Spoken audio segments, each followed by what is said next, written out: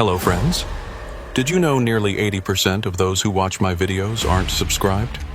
If you enjoy these stories, please hit that subscribe button and leave a like. It really helps. Thank you for being here. By the way, where are you watching from? Let me know in the comments. The night I first saw him, I had been driving for 11 hours straight. My name is Reeves Maddox, and I have been hauling freight across the American Southwest for 16 years. In that time, I have seen things that would make most people nervous. Jackknifed rigs burning on the shoulder, dust storms that swallowed entire convoys whole, animals wandering onto the highway at the worst possible moment. But I had never seen anything I could not explain. Not until that October. I was running a load of industrial equipment from Phoenix to Albuquerque. The route took me through some of the loneliest stretches of asphalt in the country. Places where you could drive for an hour without seeing another vehicle. Where the only signs of civilization were the mile markers counting down like a slow heartbeat. Highway 6666 they used to call it, before they renamed it to calm the superstitious. But the locals still knew it by its old name. They still told stories about it. I did not believe in stories. The October air was cold and dry, carrying the smell of sage and distant rain. My rig hummed beneath me. A Peterbilt 389 with a 53-foot dry van trailer behind it. I had named her Delilah, not because I was sentimental, but because every trucker names their rig eventually. You spend enough time alone with something, you start talking to it.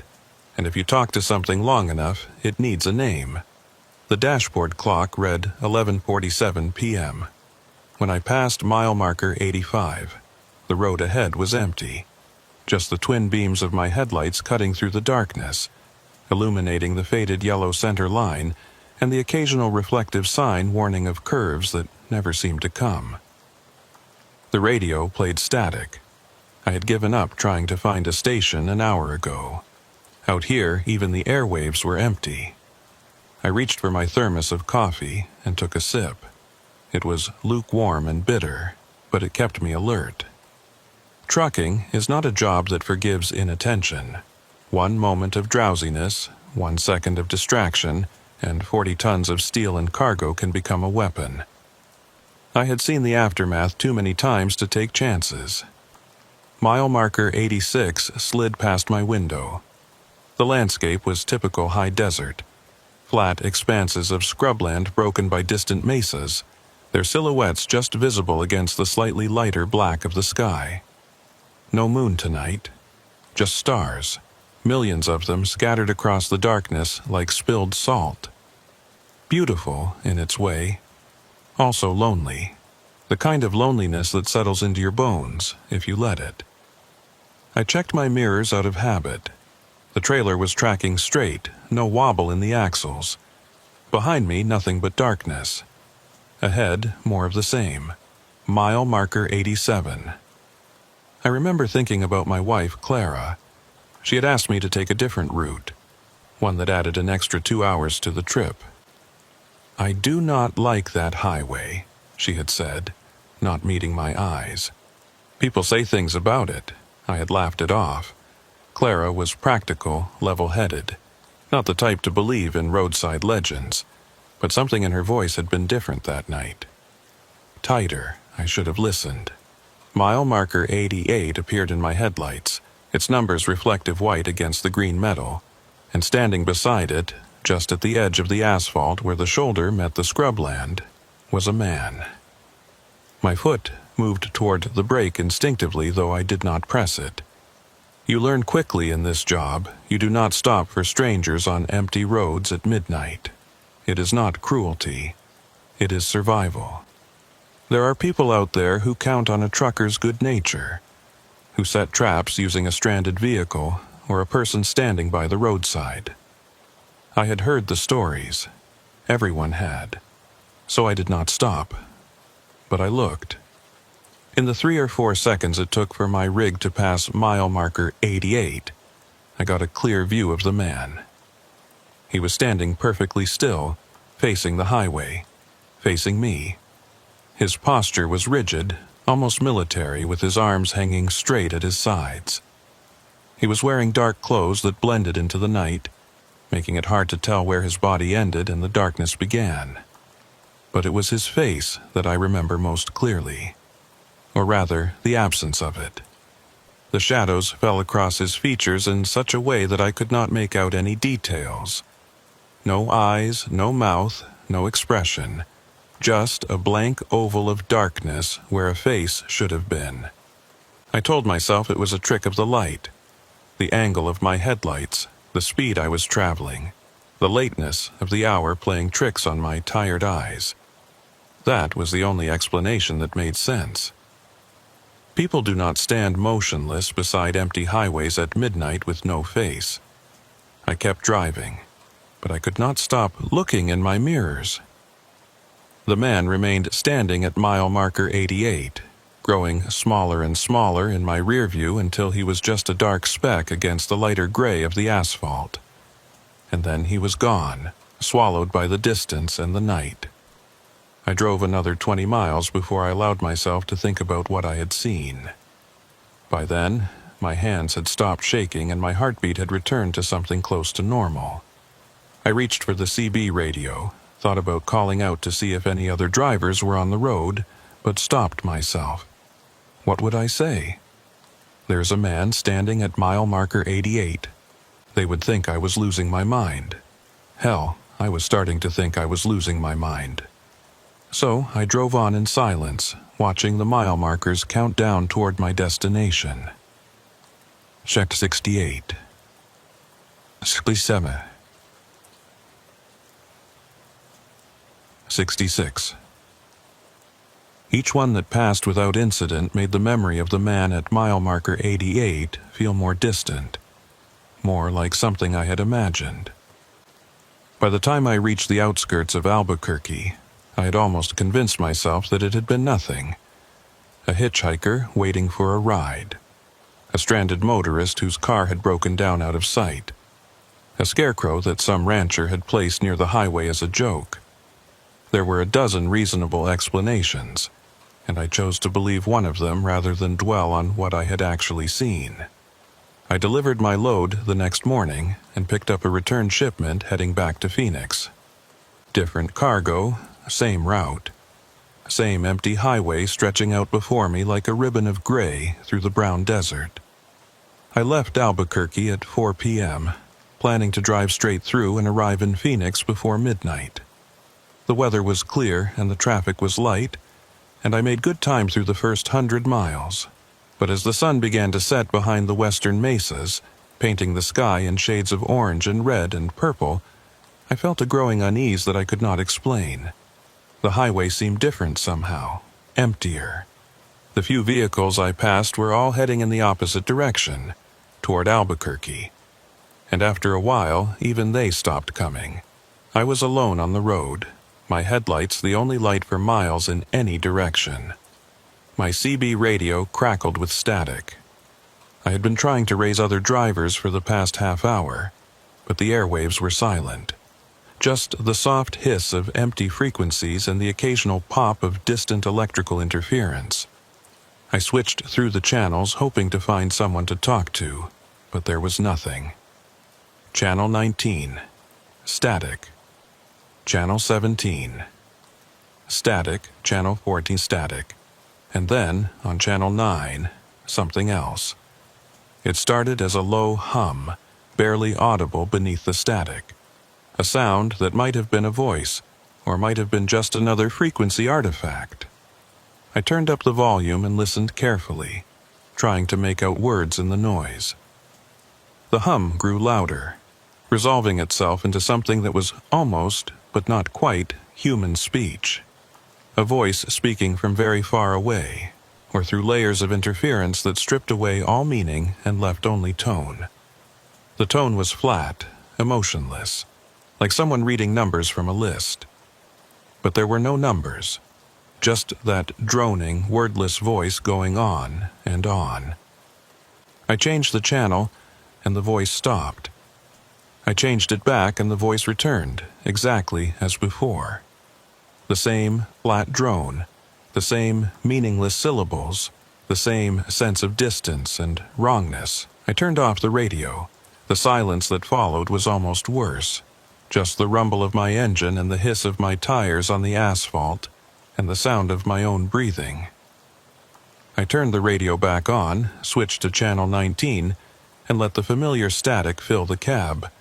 Anything was better than that voice. Mile marker 100 passed, then 95, then 90. I was watching the mile markers more carefully now, counting them down like a prisoner counting days until release. Each one that passed meant I was that much closer to Phoenix, that much farther from whatever was making me feel so uneasy. I told myself I was being ridiculous. I had driven this highway hundreds of times without incident. There was nothing out here but desert and darkness, and the long, lonely road, mile marker 89. I slowed down without meaning to. My foot eased off the accelerator and the speedometer needle began to drop. 65, 60. 55. I was not sure why I was slowing down. There was no traffic ahead, no obstacle in the road, no reason to reduce speed. But something made me want to approach the next mile marker carefully. Something made me want to see what was waiting there. Mile marker 88 appeared in my headlights, and standing beside it, in exactly the same spot, in exactly the same posture, was the man. This time I did stop. I do not know why. Everything I knew about highway safety, about the dangers of stopping on empty roads at night, told me to keep driving.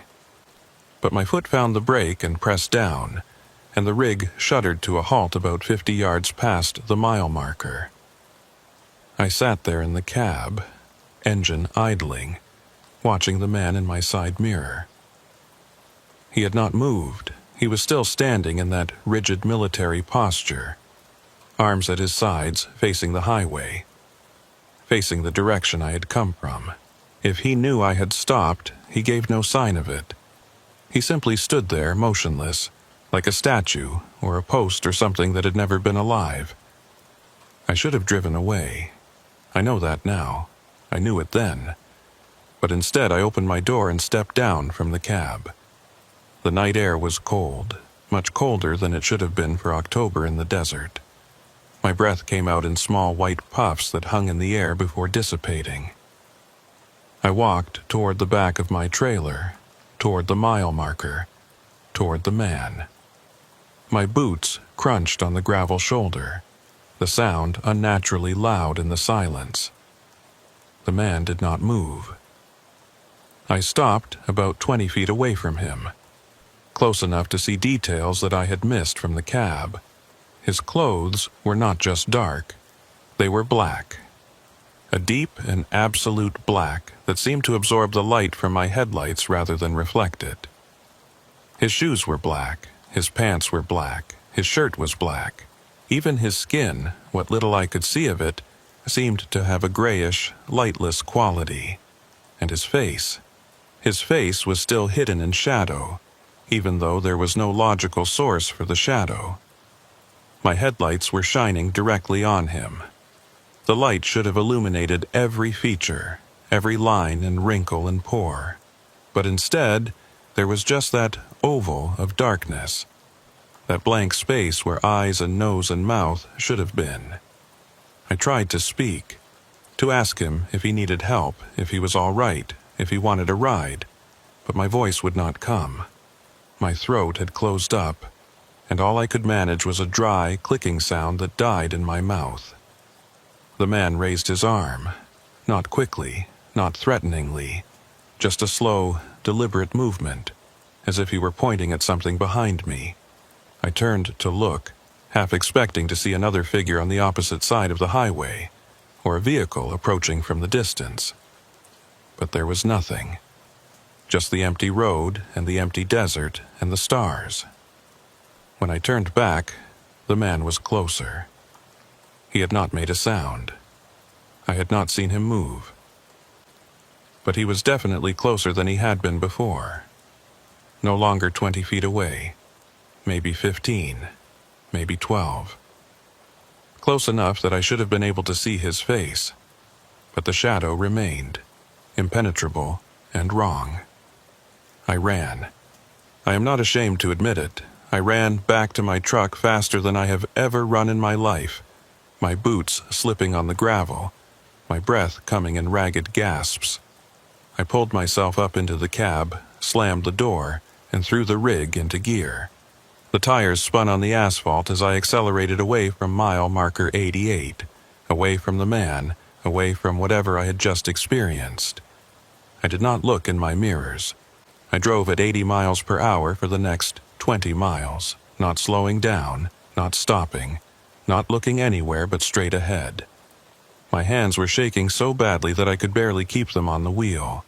My heart was pounding so hard that I could feel it in my temples, in my throat, in my chest. At mile marker 68, I finally allowed myself to breathe. At mile marker 50, I allowed myself to think. At mile marker 30, I saw the lights of a fuel station ahead and pulled off the highway. The station was a small rundown place with 2 pumps and a convenience store that had seen better days.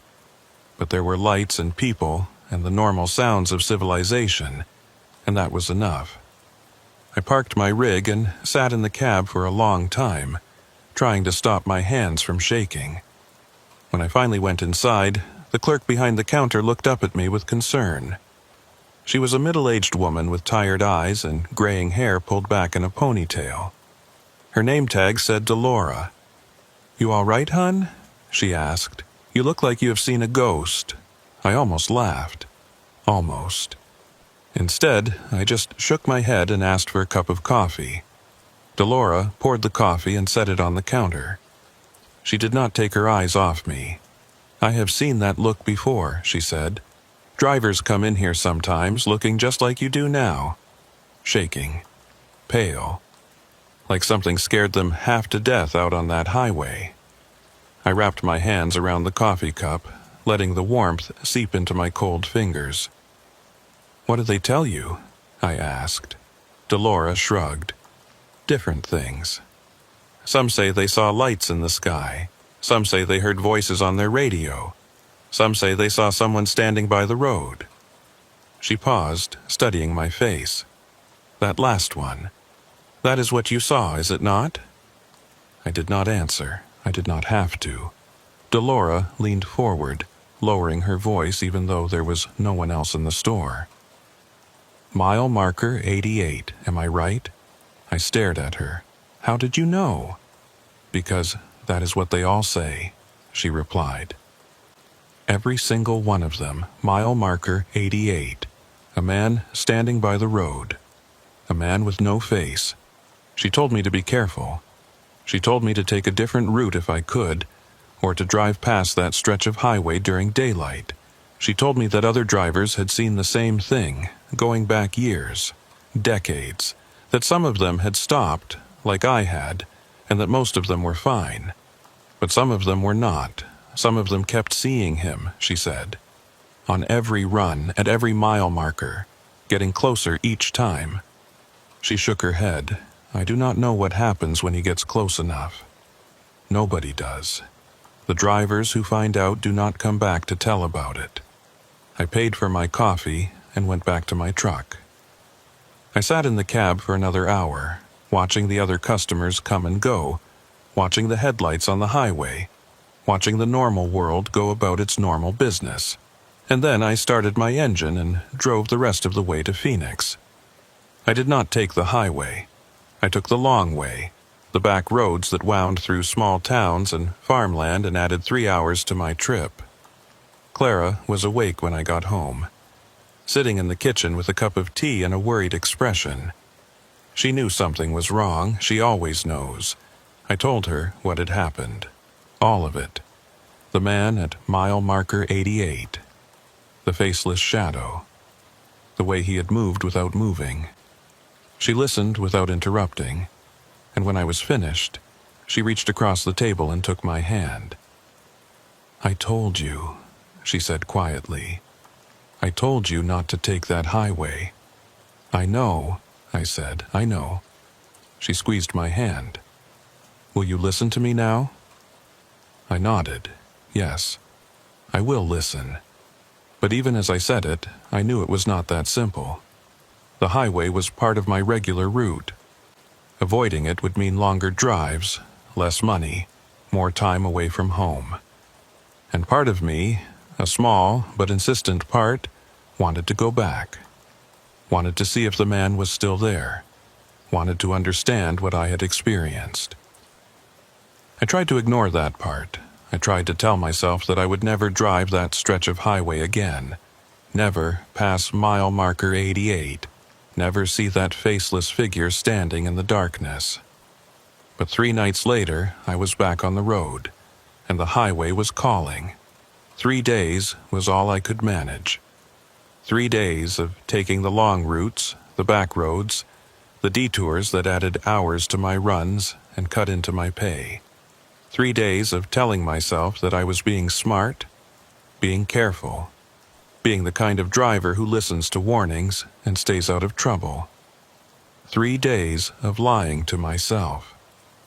On the 4th day, I took the highway. I told myself it was practical. The load I was hauling needed to be in Albuquerque by morning, and the back roads would not get me there in time. I told myself it was financial. I could not keep losing money on every run, not with Clara's medical bills and the mortgage and all the other expenses that pile up when you are not looking. I told myself it was rational. What I had seen at mile marker 88 had been a trick of the light, a product of exhaustion, a story I had built up in my mind until it seemed more real than it was. But the truth was simpler than any of that. I needed to know. I needed to know if he was still there. I needed to know if I had imagined the whole thing. I needed to know what would happen if I saw him again. So I took the highway. The October sun was just touching the western horizon when I passed the fuel station where I had met Delora. I thought about stopping. Thought about asking her more questions about the man at mile marker 88, but I did not. I was not sure I wanted to hear the answers. The highway stretched out before me, empty and familiar. I had driven this road so many times that I knew every curve, every dip, every place where the asphalt had buckled from the summer heat. I knew where the cell service dropped out and where the radio stations faded into static. I knew where the truckers stopped and where they did not. I knew this road the way I knew my own hands on the steering wheel. But tonight, it felt different. The desert seemed darker than usual, even though the sky was still streaked with the last light of day. The scrubland on either side of the highway seemed to press closer, as if the road were narrowing. The mile markers seemed to be spaced farther apart, counting down more slowly than they should. I checked my speed. 65, same as always. I checked my mirrors. Empty road behind me, same as always. I turned on the CB radio and scanned through the channels, listening for other drivers. Channel 19 was quiet.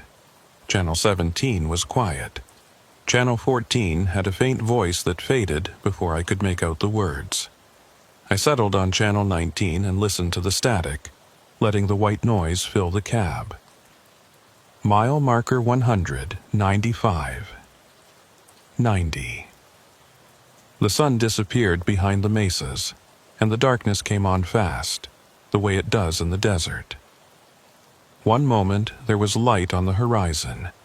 The next moment there was nothing but the twin beams of my headlights and the stars beginning to appear overhead. I turned on my running lights and checked my mirrors again. Still empty. My hands were sweating on the steering wheel. I wiped them on my jeans and told myself to relax. Told myself there was nothing out here but the road and the night and the long drive ahead. Told myself that I was a professional, that I'd been doing this for 16 years, that I did not get spooked by shadows and stories. Mile marker 89. I slowed down. I could not help it. My foot eased off the accelerator the same way it had 3 nights ago, without conscious thought, without intention. The speedometer needle dropped. 60. 55, 50. The mile marker appeared in my headlights.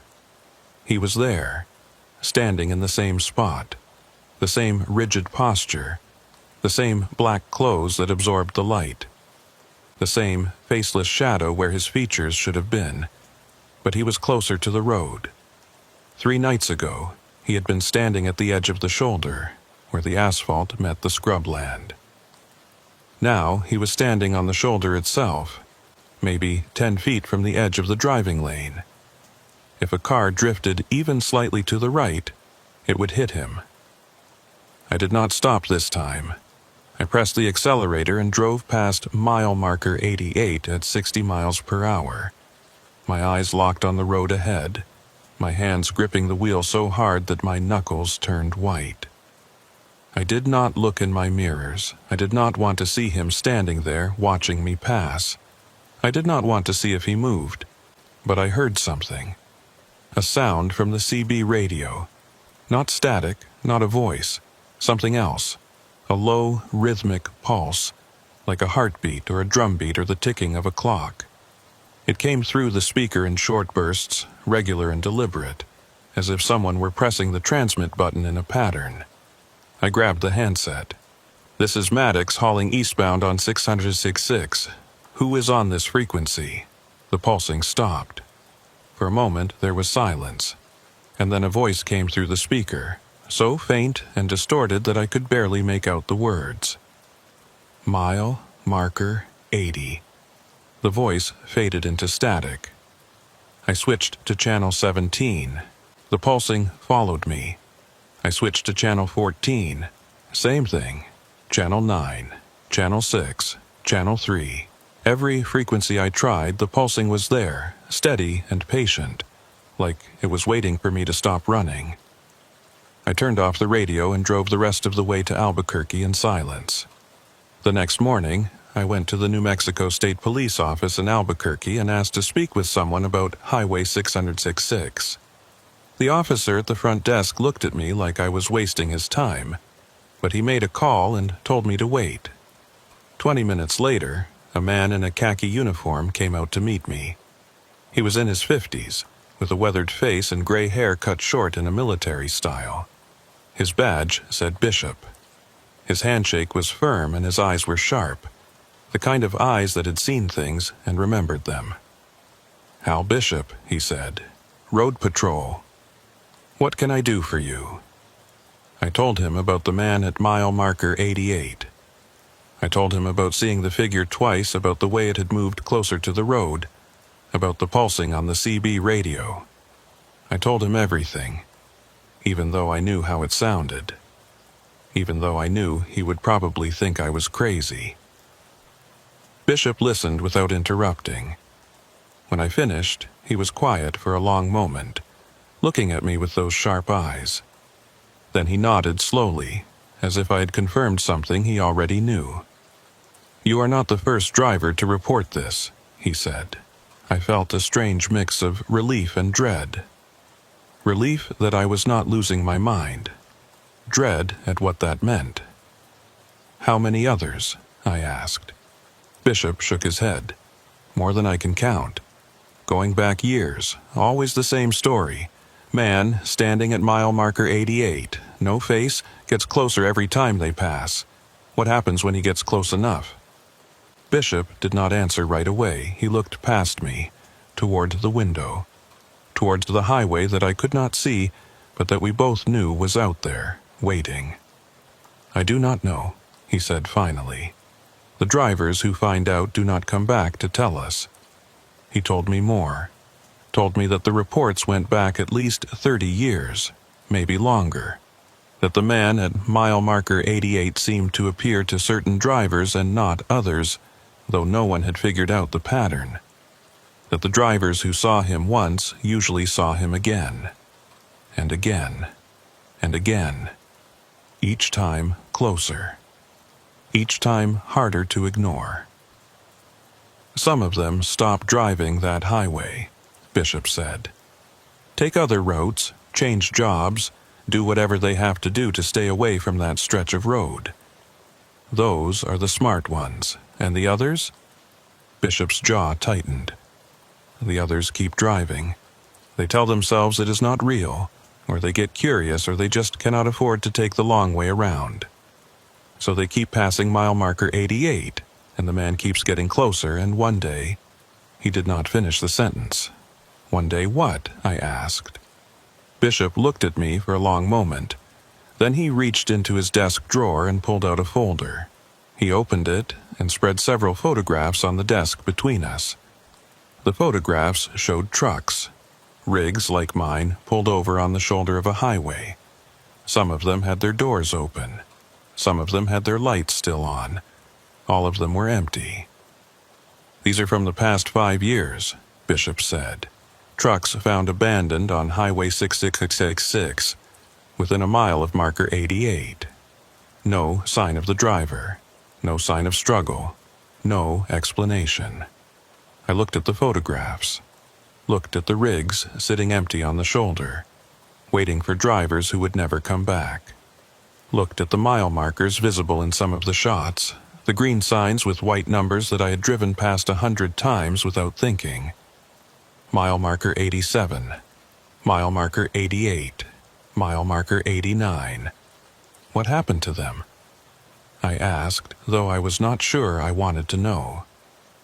Bishop gathered the photographs and put them back in the folder. That is what I'm trying to find out, he said. But I'm going to tell you the same thing I tell every driver who comes in here with this story. Stay off that highway, especially at night, especially alone. I cannot, I said. It is my route. It is my job. Bishop nodded like he had heard that before. Then be careful. Do not stop at mile marker 88 no matter what you see. Do not try to talk to him. Do not try to understand what he is. And if the pulsing comes over your radio again... He paused. What? I asked. Turn it off, he said.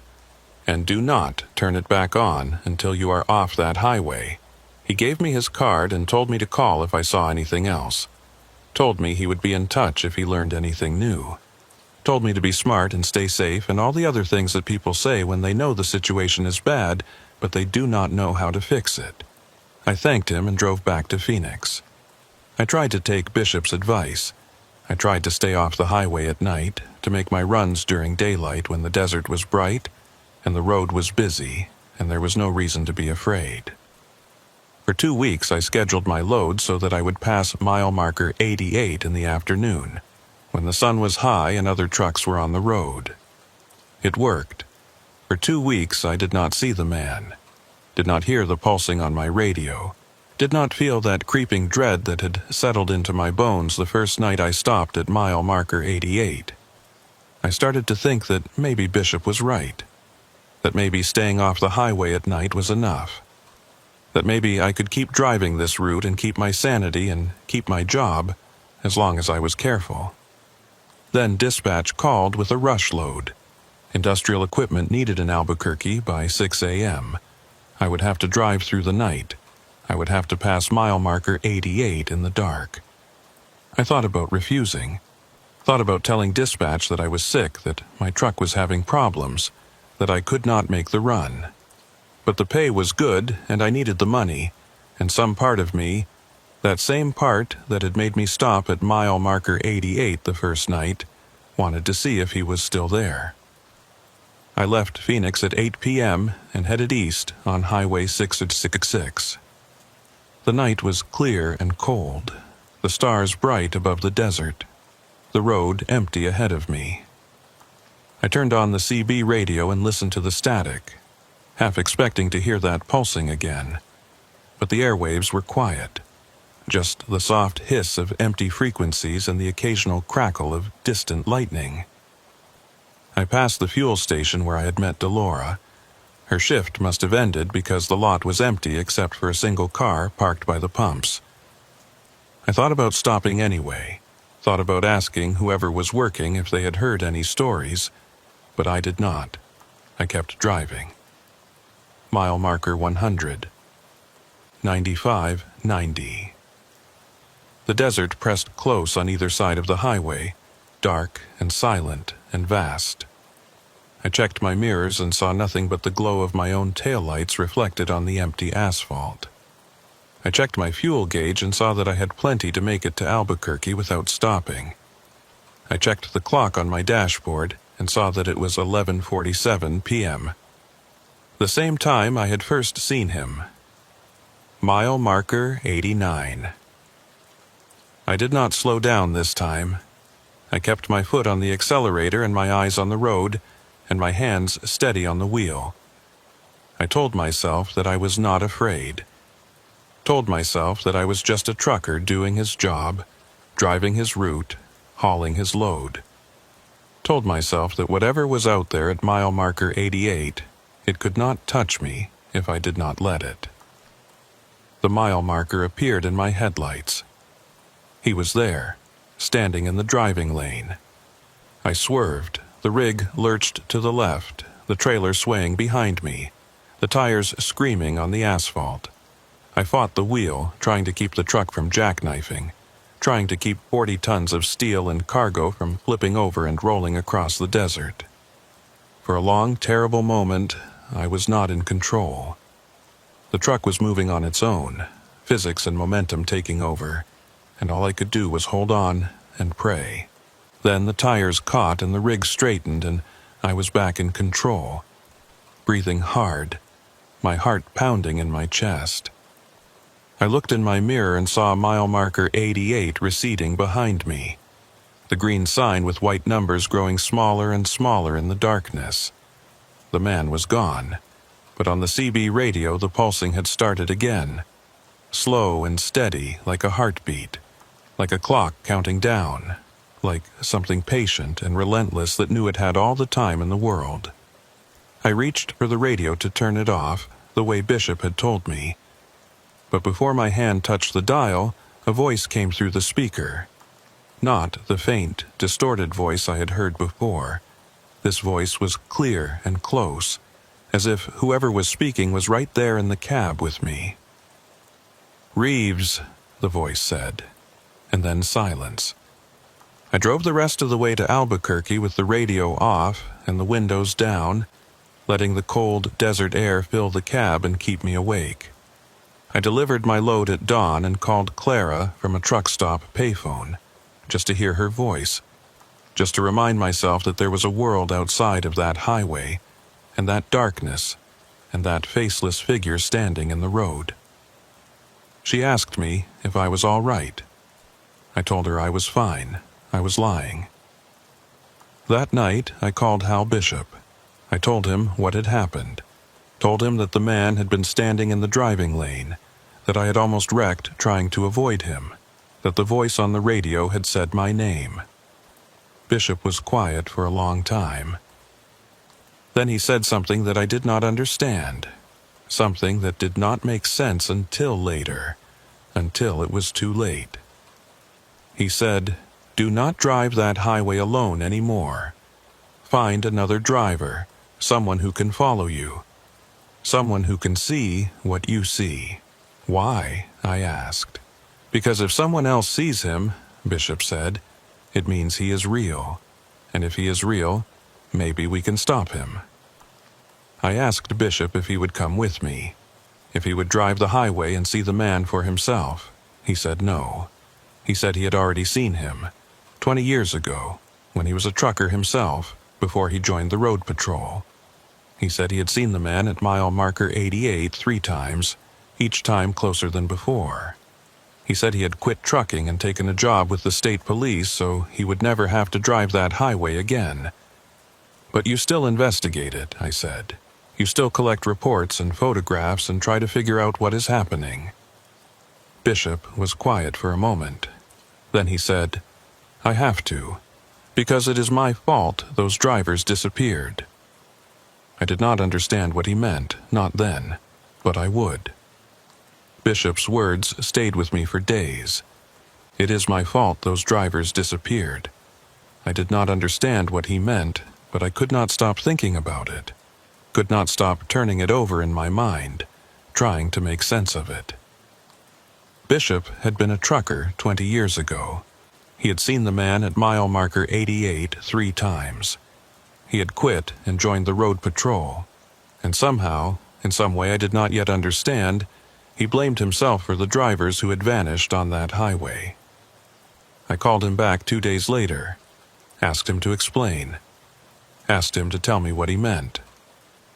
He was quiet for a long time. Then he said, "Come to my office, I will show you." I drove to Albuquerque that afternoon. Bishop was waiting for me in a small room at the back of the state police building, surrounded by filing cabinets and stacks of papers and a corkboard covered with photographs and maps and handwritten notes. It looked less like a police office and more like the workspace of someone obsessed. Someone who had been chasing the same questions for 20 years and still had not found the answers. He closed the door behind me and gestured for me to sit.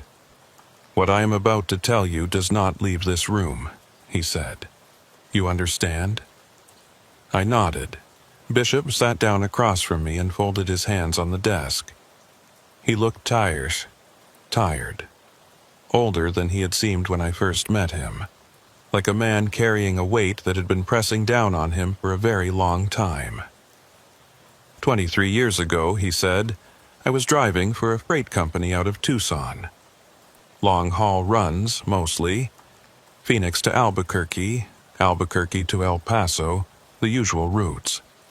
I was young, thought I knew everything, thought nothing on that highway could touch me. He paused. Then I saw him. First time was in October, just like you. Mile marker 88. Man standing by the road, no face, just standing there like he was waiting for something. I drove past and did not think much of it. Figured it was a hitchhiker or a stranded motorist. But something about him stuck with me. Something I could not shake. Second time was a week later, Bishop continued. Same spot, same man, same posture. But this time he was closer to the road. Standing on the shoulder instead of beside it. And this time I stopped. He looked at me. "Same as you," he said. Got out of my truck and walked toward him. Got maybe 15 feet away before I realized something was wrong. Before I saw that his face was not there, and then he trailed off. "And then what?" I asked. Bishop shook his head. "And then I ran. Got back in my truck and drove away as fast as I could. Did not stop until I was in Albuquerque. Did not sleep that night. Did not sleep for 3 nights, actually. Just kept seeing that face, that empty space where his face should have been." He took a breath. Third time was 2 weeks after that, he said. I had been avoiding the highway, taking the back roads, losing money on every run. But I needed the work, so I took a night load. Told myself I would just drive fast and not look at mile marker 88 when I passed it. Told myself I would be fine. He was not fine. I could see it in his eyes. He was in the road, Bishop said, standing right in the middle of my lane. I swerved to miss him and lost control of the rig. Went off the highway and rolled the trailer. Broke 3 ribs and fractured my collarbone. Was in the hospital for 2 weeks. He leaned back in his chair. That is when I quit trucking. Could not do it anymore. Could not get back on that highway knowing he was out there, knowing he was getting closer every time I passed. So I joined the road patrol instead. Figured if I could not drive the highway, at least I could help other drivers who were having the same experience. He gestured at the corkboard behind him, at the photographs and maps and notes. "That is what all this is," he said. 20 years of reports.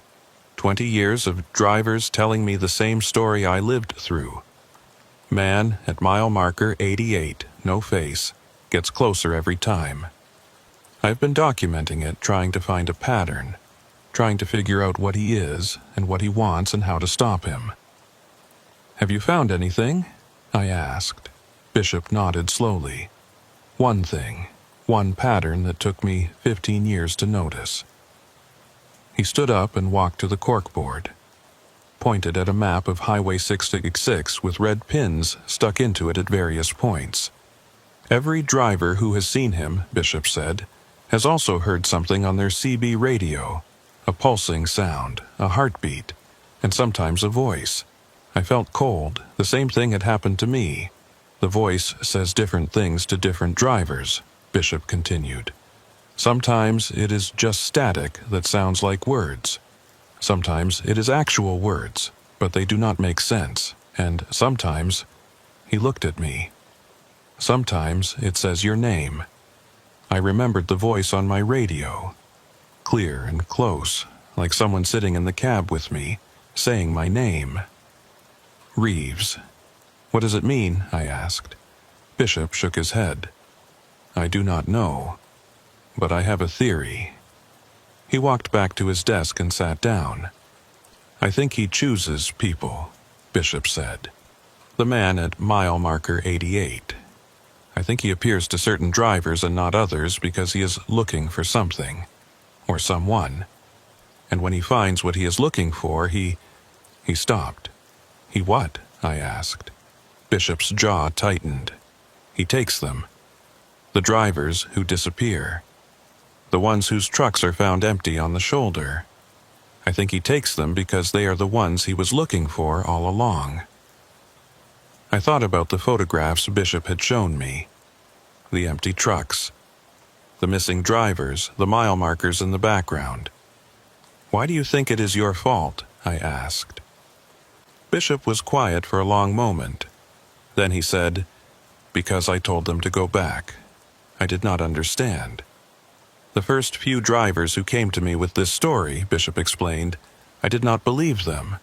Thought they were tired or drunk, or just trying to explain away their own bad driving.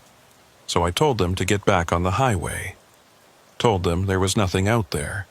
Told them they were imagining things. He looked down at his hands. 3 of them disappeared, he said. 3 drivers who came to me for help, and I sent them back out there. Back to mile marker 88. Back to him. He raised his eyes to meet mine. That is why I tell drivers to stay off the highway now. That is why I tell them to take the back roads, find other routes, do whatever they have to do to avoid that stretch of road. Because I know what happens to the ones who do not listen. I have seen it too many times. I sat there in silence, processing what he had told me. 20 years of guilt.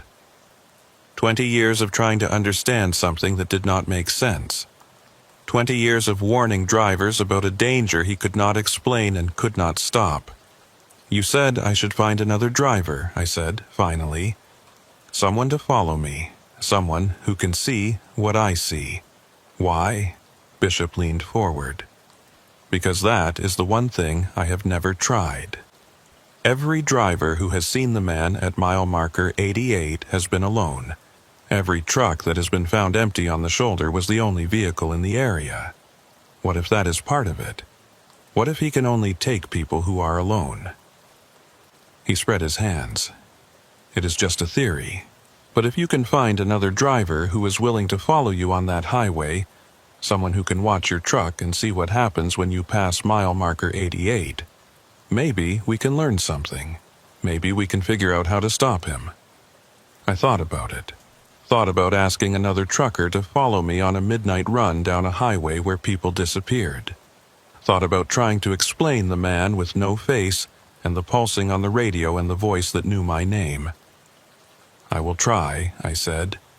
Bishop nodded. Be careful. And Maddox, he paused. If you see him again, do not stop. No matter what. Do not get out of your truck. Just keep driving.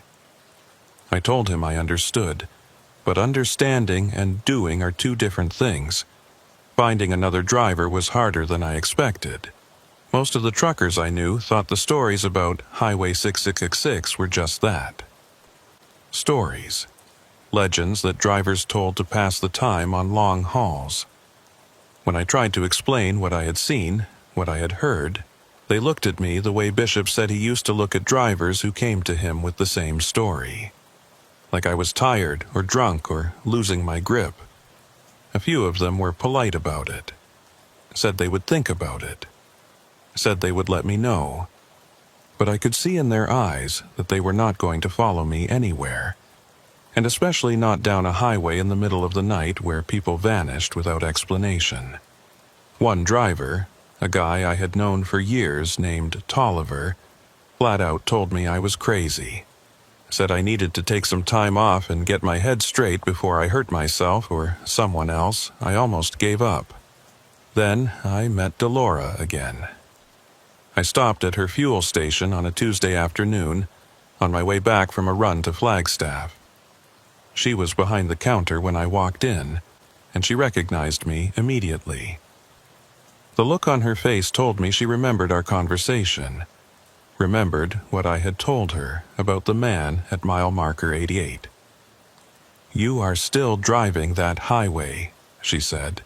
It was not a question. I nodded. She shook her head. "You need to stop." "I know," I said, "but I cannot, not yet." I told her about Bishop, about his theory that the man could only take drivers who were alone, about my need to find someone who would follow me, who would watch and see what happened when I passed mile marker 88. Delora listened without interrupting. When I finished, she was quiet for a long moment, looking at me with those tired eyes that had seen too many drivers come through with the same story. Then she said, "My husband drove truck for 30 years. I waited. He disappeared on Highway 666, she said. 8 years ago. They found his rig at mile marker 87, engine still running, doors standing open. They never found him. I did not know what to say." Delora looked past me, toward the highway visible through the fuel station windows. "I will follow you," she said, "tonight. I want to see what he saw." I tried to talk her out of it. Told her it was too dangerous. Told her I could not be responsible for putting her in harm's way. Told her to let me find another trucker, someone with a rig, someone who could handle whatever we might encounter. But she would not listen. "He took my husband," she said. "I have spent 8 years not knowing what happened to him. 8 years imagining the worst. If there is a chance I can see what he saw, understand what happened to him, I have to take it." I could not argue with that. We made a plan. I would drive my rig east on Highway 686 at midnight. Delora would follow in her car, staying about a quarter mile behind me, close enough to see my truck but far enough to have room to react if something happened. We would both have our CB radios on, tuned to Channel 9, so we could communicate. And when we reached mile marker 88, she would watch. "Just watch," I told her. "Do not stop. Do not get out of your car. If you see something, you tell me over the radio, and then you drive straight to Albuquerque and call Bishop. You understand?" She understood. That night, I pulled out of the fuel station at 11:30 p.m. Delora waited 5 minutes and then followed. I could see her headlights in my mirror, small and distant but steady, tracking my movements as I drove east into the darkness. The highway was empty. The desert was dark. The stars were bright overhead, and the air coming through my vents was cold and dry and smelled like sage. I kept my eyes on the road and my hands on the wheel and my radio tuned to Channel 9. Mile marker 100. 9590. Delora's voice came over the radio. "I am still behind you. Everything looks normal." "Copy that," I said. "Stay sharp." Mile marker 89. I felt my pulse quicken, felt my hands tighten on the wheel, felt that familiar dread creeping up my spine, the same dread I had felt every time I approached this stretch of highway. The mile marker appeared in my headlights. He was there, standing on the shoulder, closer than before, maybe 5 feet from the edge of my lane. That rigid posture, those black clothes, that empty space where his face should have been. I did not slow down. I did not stop. I drove past him at 60 miles per hour, my eyes locked on the road ahead, my breath coming fast and shallow. Then I grabbed the radio. "Delora, did you see him? Did you see anything at mile marker 88? Static. "Delora, come in. Are you there?" More static, and then, faintly, her voice. I saw something. What? What did you see?" But she did not answer. Her voice faded into the static, and no matter how many times I called her name, she did not respond. I looked in my mirror. Her headlights were gone. I slammed on the brakes and pulled over to the shoulder. Sat there in the darkness, staring at my mirror, waiting for her headlights to appear, waiting for her voice to come back over the radio, waiting for some sign that she was still there. Nothing. I turned my rig around and drove back toward mile marker 88. Drove slowly, scanning both sides of the highway, looking for her car, looking for any sign of what had happened. I found her car at mile marker 87. It was pulled over on the shoulder, engine still running, driver's door standing open. Just like her husband's truck 8 years ago. Delora was gone. I called Bishop from the side of the highway, standing beside her empty car, my hands shaking so badly I could barely hold the phone. Told him what had happened. Told him she had been following me, had been right behind me, and then she was gone. Bishop was quiet for a long time. Then he said, "It is not your fault." But I knew it was. I had brought her out here. I had asked her to follow me. I had put her in the path of whatever was waiting at mile marker 88, and now she was gone the same way her husband had gone. The same way all those other drivers had gone. Bishop said he would send units to search for her, said he would do everything he could, said I should go home and let him handle it. I drove back to Phoenix in a daze. Did not stop for fuel, did not stop for food, did not stop at all until I was pulling into my driveway, turning off the engine, sitting in the silence of my cab with the weight of what had happened pressing down on me like a physical thing. Clara was waiting for me at the door. She took one look at my face and knew something was wrong. I told her everything, and then I told her I was going back. Clara begged me not to go. She stood in the kitchen doorway with tears in her eyes and told me I was being a fool. Told me I was throwing my life away. Told me that whatever was out there on that highway, it was not worth dying for. I told her I understood, but I also told her I had to go back. Delora was gone because of me, because I had asked her to follow me, because I had put her in the path of something I did not understand and could not explain. If there was any chance I could find her, any chance I could understand what had happened to her and her husband and all those other drivers, I had to take it. Clara shook her head. "You are not going to find her, Reeves. You are going to end up just like her, just like all of them." And then what happens to me? I did not have an answer for that. She walked over to me and put her hands on my chest. Looked up at me with those eyes I had fallen in love with 20 years ago. "Please," she said, "stay home. Let the police handle it. Let Bishop handle it. You do not have to be the one who goes back." But I did. I was the one who had seen him. I was the one who had heard my name on the radio. I was the one he was waiting for. I kissed her forehead and told her I would be back by morning. Then I got in my truck and drove east. The night was cold and clear. No moon. No clouds. Just the stars and the highway and the darkness pressing in on all sides. I had called Bishop before I left and told him what I was planning. He had tried to talk me out of it, same as Clara, but I could hear in his voice that he knew it was useless. He knew I was going to do it whether he approved or not. "Just promise me one thing," he had said. "If you see him, do not stop. Do not get out of your truck. No matter what happens, you keep driving." I had promised.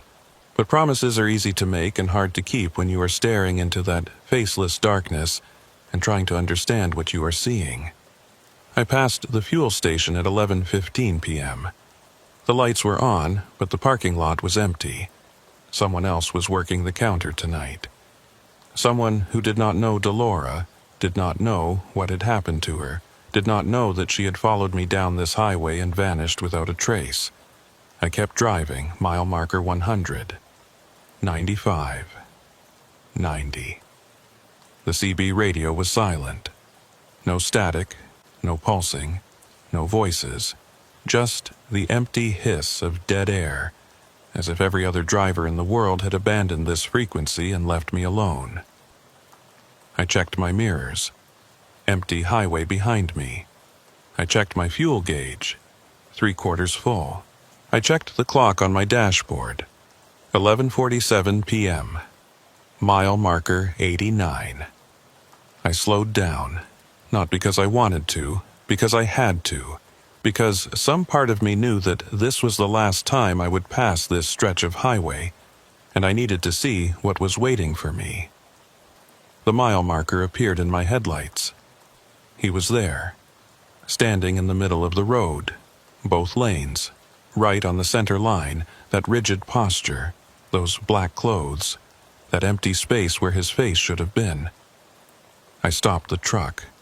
I do not know why.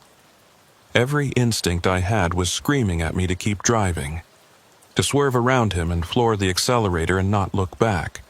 But my foot found the brake and pressed down, and the rig shuddered to a halt maybe 50 feet from where he was standing. We faced each other in the darkness, my headlights illuminating his body but not his face, that shadow clinging to his features like it was part of him. Like the darkness was not something that fell on him, but something that came from him. For a long moment, nothing happened. He stood there. I sat in my cab. The engine idled. The stars burned overhead. The desert stretched out on either side of us, vast and empty and indifferent. Then the CB radio crackled to life. Not static this time, not pulsing. A voice, clear and close, like someone sitting right next to me. Reeves. I grabbed the handset. "Who is this? What do you want?" The voice did not answer my question. Instead, it said something that made my blood turn to ice. "She is still here.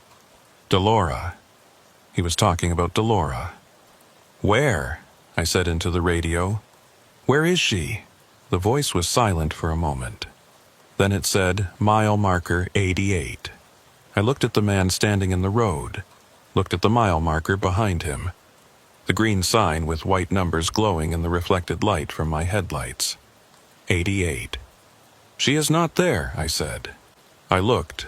The police looked. There is nothing at mile marker 88 but empty highway. The voice came back, patient and cold.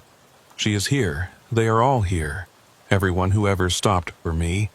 Everyone who ever looked into my face and tried to understand what they were seeing. They are all here."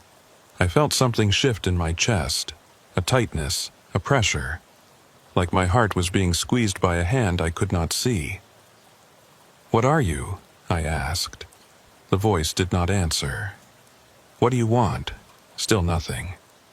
I sat there in the cab of my truck, staring at the figure in the road, waiting for an answer that did not come. The radio hissed softly. The engine rumbled. The night pressed in. Then the man moved. Not toward me, not away from me. He simply turned, slowly, deliberately, like a door swinging on a hinge. He turned until he was facing the side of the highway, facing the desert, facing something I could not see. And then he raised his arm and pointed. I followed the line of his finger with my eyes, looked out into the darkness beyond the shoulder of the highway, beyond the scrubland and the rocks and the empty desert. At first I did not see anything, just darkness, just the night. But then slowly I began to make out shapes, forms, figures standing in the desert scattered across the landscape like trees or posts or stones. Dozens of them, maybe more, all of them standing perfectly still, facing the highway, facing me. all of them with that same faceless shadow where their features should have been. I understood then, understood what Bishop had been trying to tell me, understood what the voice on the radio meant when it said they are all here. The drivers who had disappeared, the ones whose trucks were found empty on the shoulder. They had not been taken somewhere else. They had not been killed or kidnapped or driven away. They were still here, still standing at mile marker 88, still waiting. For what, I did not know, and I did not want to find out. I put my truck in gear and pressed the accelerator. The rig lurched forward, straight toward the man in the road. I did not swerve. I did not try to go around him. I drove straight at him, my hands locked on the wheel, my foot pressed to the floor, my eyes fixed on that faceless figure standing in my path. He did not move. The truck hit him at 40 miles per hour. Or it should have. But there was no impact. No collision. No sound of a body hitting the grill or going under the wheels. The man simply was not there anymore. One moment he was standing in the road, and the next moment I was past him, driving east on the empty highway, leaving mile marker 88 behind me. I looked in my mirror. He was standing in the road behind me. Same spot, same posture, same faceless shadow. As if I had never hit him, as if he had never moved at all. And standing beside him, small and distant but unmistakable in the glow of my taillights, was another figure. A woman, Delora. She was facing away from me, looking out at the desert, at the other figure standing there in the darkness. She was not moving, was not calling for help, was not trying to flag me down or signal me or do anything that might suggest she wanted to be rescued. She was just standing there, the same way the man was standing there, the same way all of them were standing there. I slowed down. I almost stopped, almost turned around, almost went back for her. But then the radio crackled again. "Do not stop, Reeves." It was Bishop's voice. I had not realized he was on the frequency. "I know what you are seeing," Bishop said. "I know you want to go back for her, but you cannot. If you stop now, you will end up just like them, just like all of them."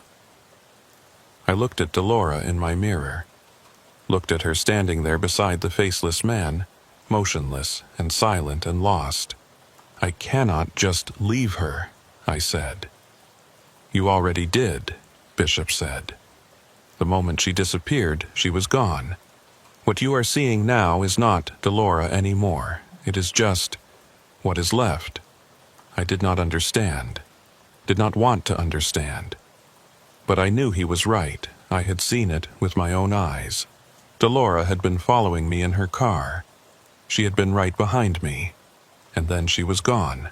Whatever had happened to her had happened in an instant, in the space between one heartbeat and the next. There was no saving her. There never had been. I turned my eyes back to the road and kept driving. I delivered my load in Albuquerque at dawn, parked my rig at the depot and walked to the dispatch office to sign the paperwork. My hands were steady. My voice was calm. Anyone looking at me would have seen just another trucker finishing just another run. They would not have seen what I was carrying inside. Bishop met me at a diner near the depot.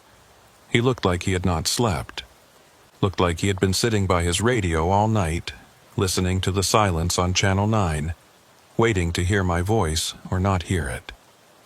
I told him what I had seen, the man in the road, the figures in the desert, Delora standing beside them, motionless and silent.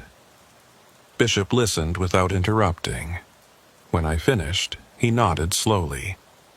"That is more than anyone else has ever seen," he said. "Most drivers who get that close do not come back to tell about it." "I almost did not come back," I said. "I almost went back for her." Bishop shook his head. "It would not have mattered. You cannot save them.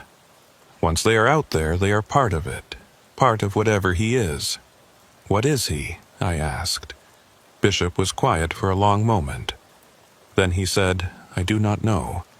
I have been trying to figure that out for 20 years. But I think he is something that was always there. Something that has always been part of that highway.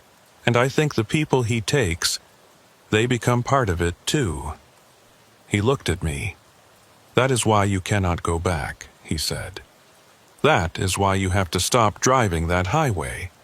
Because he has seen you now. He knows you. And if you keep passing mile marker 88, sooner or later, you're going to end up standing out there with the rest of them. I thought about what he was saying. Thought about the faceless figures in the desert, standing there in the darkness, waiting for something that might never come. Thought about Delora and her husband and all those other drivers, lost on a highway that they had driven 100 times before. I thought about Clara, waiting for me at home, not knowing if I was alive or dead. I told Bishop I would stop driving Highway 666. Told him I would find other routes, other loads, other ways to make a living. Told him I was done with mile marker 88 and the man who waited there. He nodded. Good, he said. That is the smart thing to do. But we both knew it was not that simple. Because the man at mile marker 88 had seen me, had spoken my name, had shown me what happened to the drivers who stopped for him, and I could not stop thinking about it. It has been 6 months since that night. I have not driven Highway 6666 since, have not passed mile marker 88, have not seen the man or heard the pulsing on my radio, or felt that creeping dread that settled into my bones every time I approached that stretch of road. But I have not stopped thinking about it either. About Delora, about her husband, about all those drivers standing in the desert, faceless and silent, waiting for something I do not understand. I have not stopped wondering what would have happened if I had gone back for her. If I had stopped my truck and walked out into the desert and tried to bring her home, would I have saved her? Would I have become like her? Would I have finally seen the face behind that shadow and understood what I was looking at? I do not know. I will never know, but sometimes, late at night, when I am driving alone on some other highway in some other part of the country, I hear something on my CB radio. A low hum, a pulsing, a heartbeat. And sometimes, very faintly, I hear a voice. Reeves, it says, mile marker 88. I turn off the radio and keep driving. Tell myself it is just interference, just static. Just my imagination filling in the silence with sounds that are not there. But I know the truth. He is still waiting. They are all still waiting. And one of these nights, I am going to stop driving away. I am going to turn around and go back to that highway and that mile marker and that faceless man standing in the road. Not because I want to. Not because I think I can save anyone, but because some roads only go one way, and I have been on this one for too long to get off now.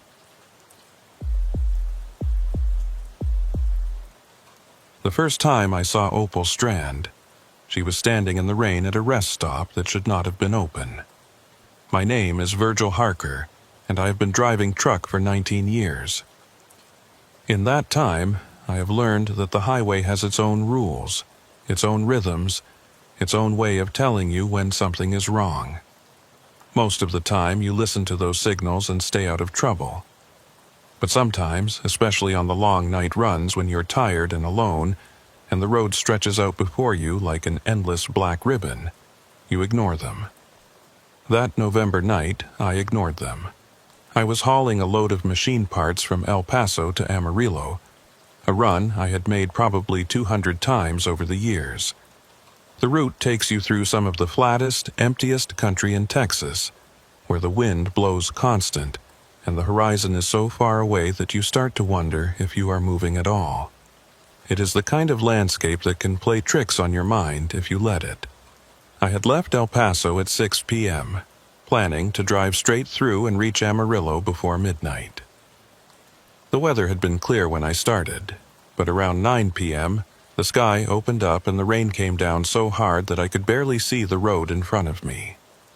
I slowed down and turned on my hazards, watching the mile markers crawl past at half of my normal speed.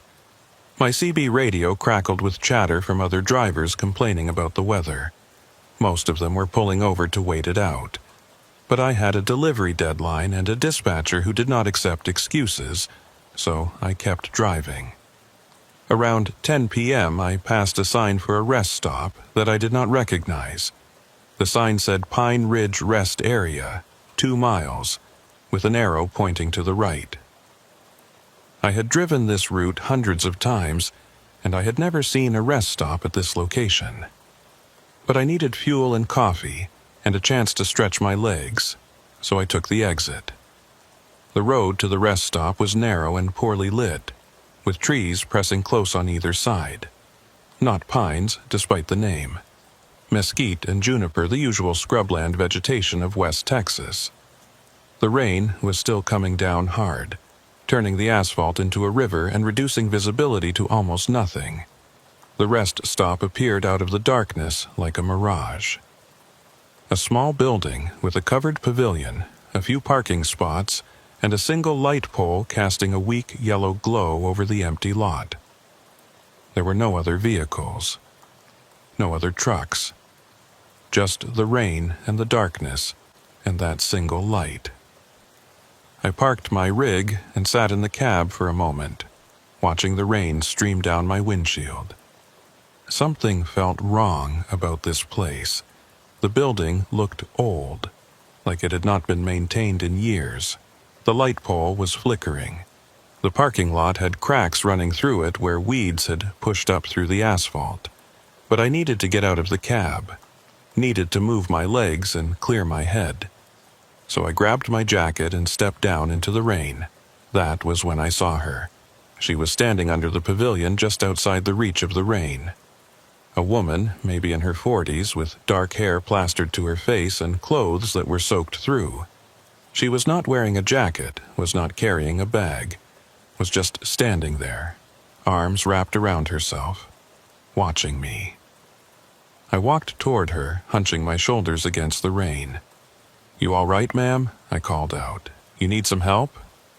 She did not answer, just watched me approach with eyes that seemed too dark, too still, too knowing. I stopped a few feet away from her. She was shivering, but there was something controlled about it, like she was aware of the cold but not bothered by it. Her face was pale and drawn, with sharp cheekbones and thin lips pressed together in a line that might have been a smile, or might have been something else entirely. "I'm Virgil," I said. "I'm a trucker. Are you stranded out here? Do you need a ride?" She looked at me for a long moment. Then she spoke, and her voice was low and flat, without any of the urgency or gratitude you would expect from someone who had been standing in the rain at an empty rest stop in the middle of the night. "My name is Opal," she said. "Opal Strand. And yes, I need a ride. Where are you headed?"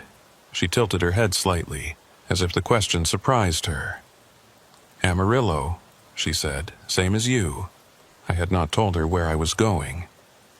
I stood there in the rain, looking at this woman who knew my destination without being told, and I felt that signal again.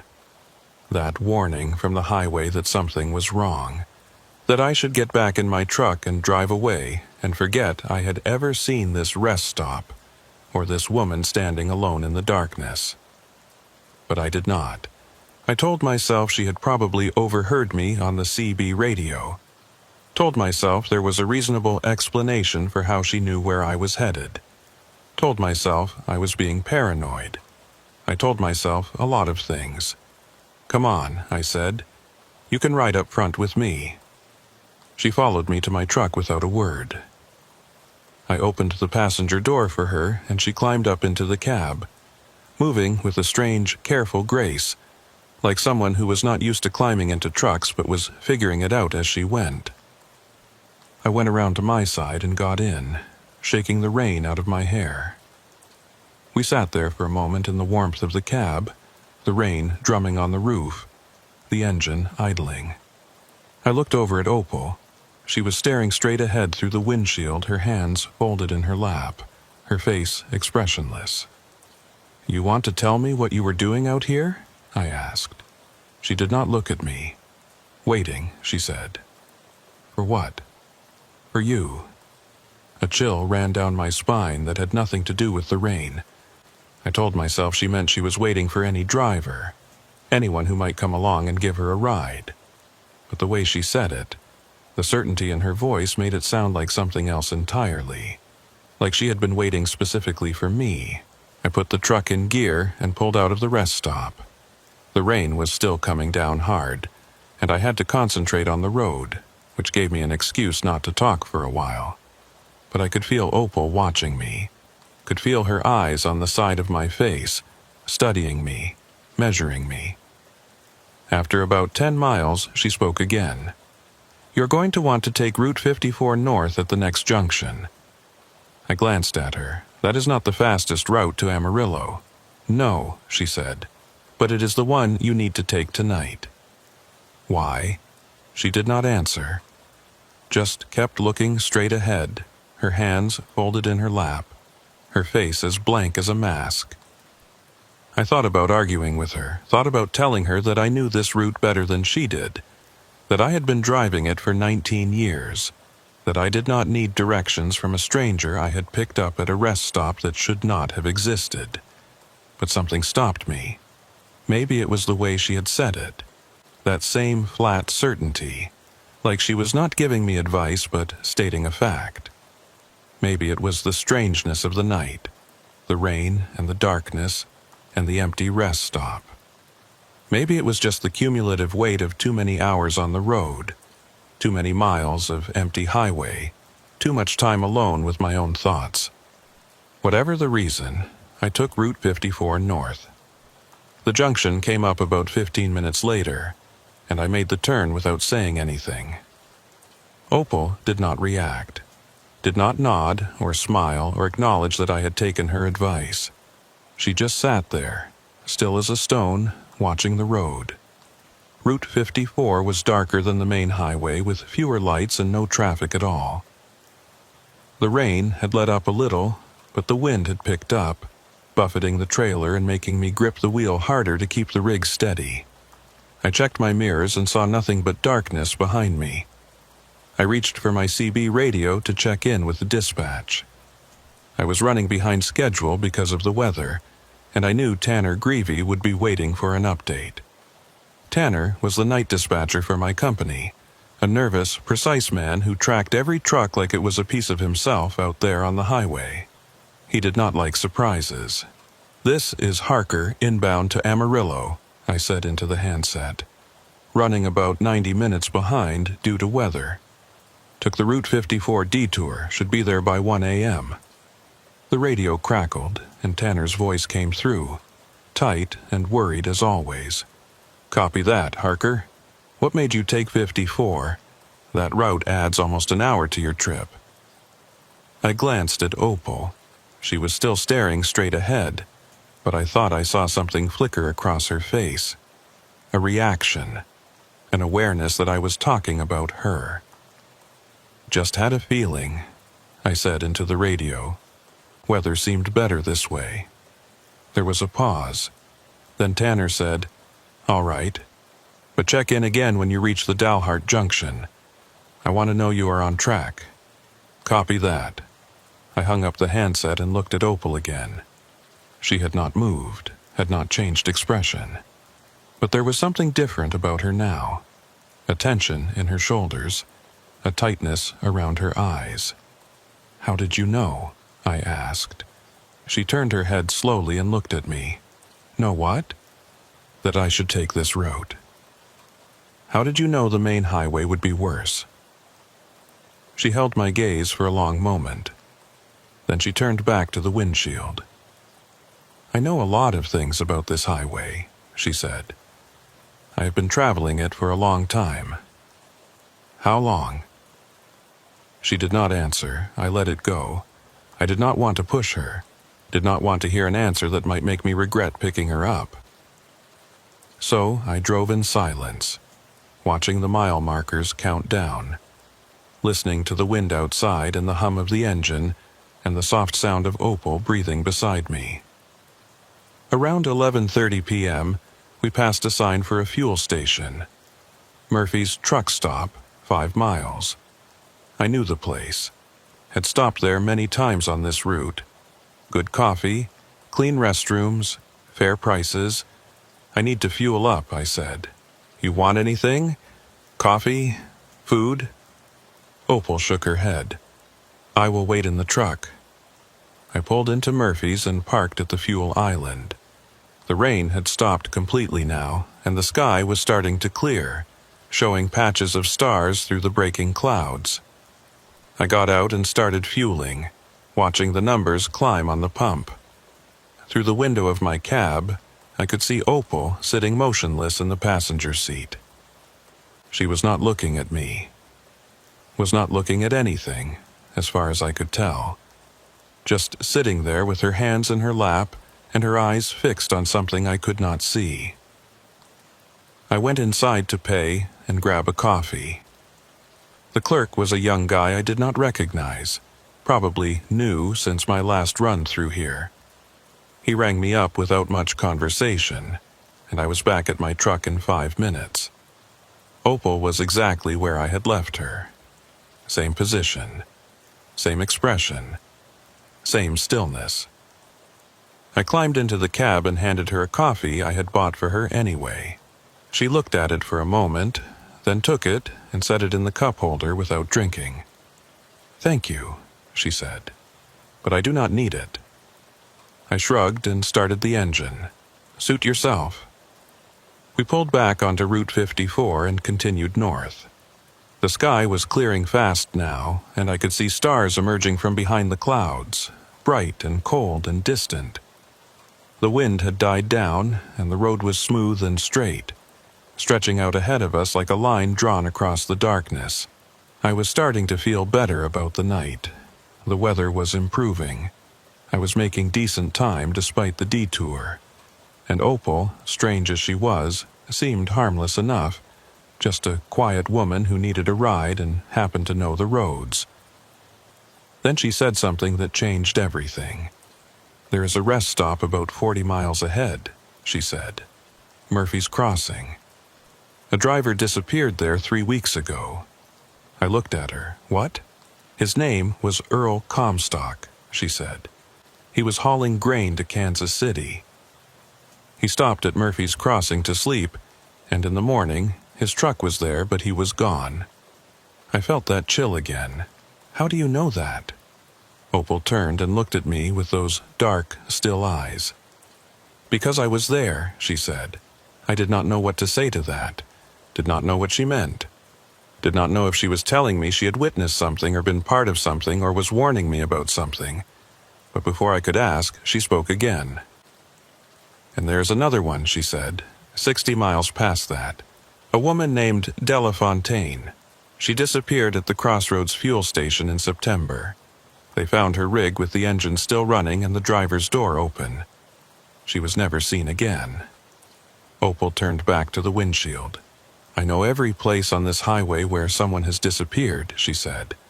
"I know the dates and the names and the circumstances. I know which rest stops are safe and which ones are not. I know which routes to take and which ones to avoid."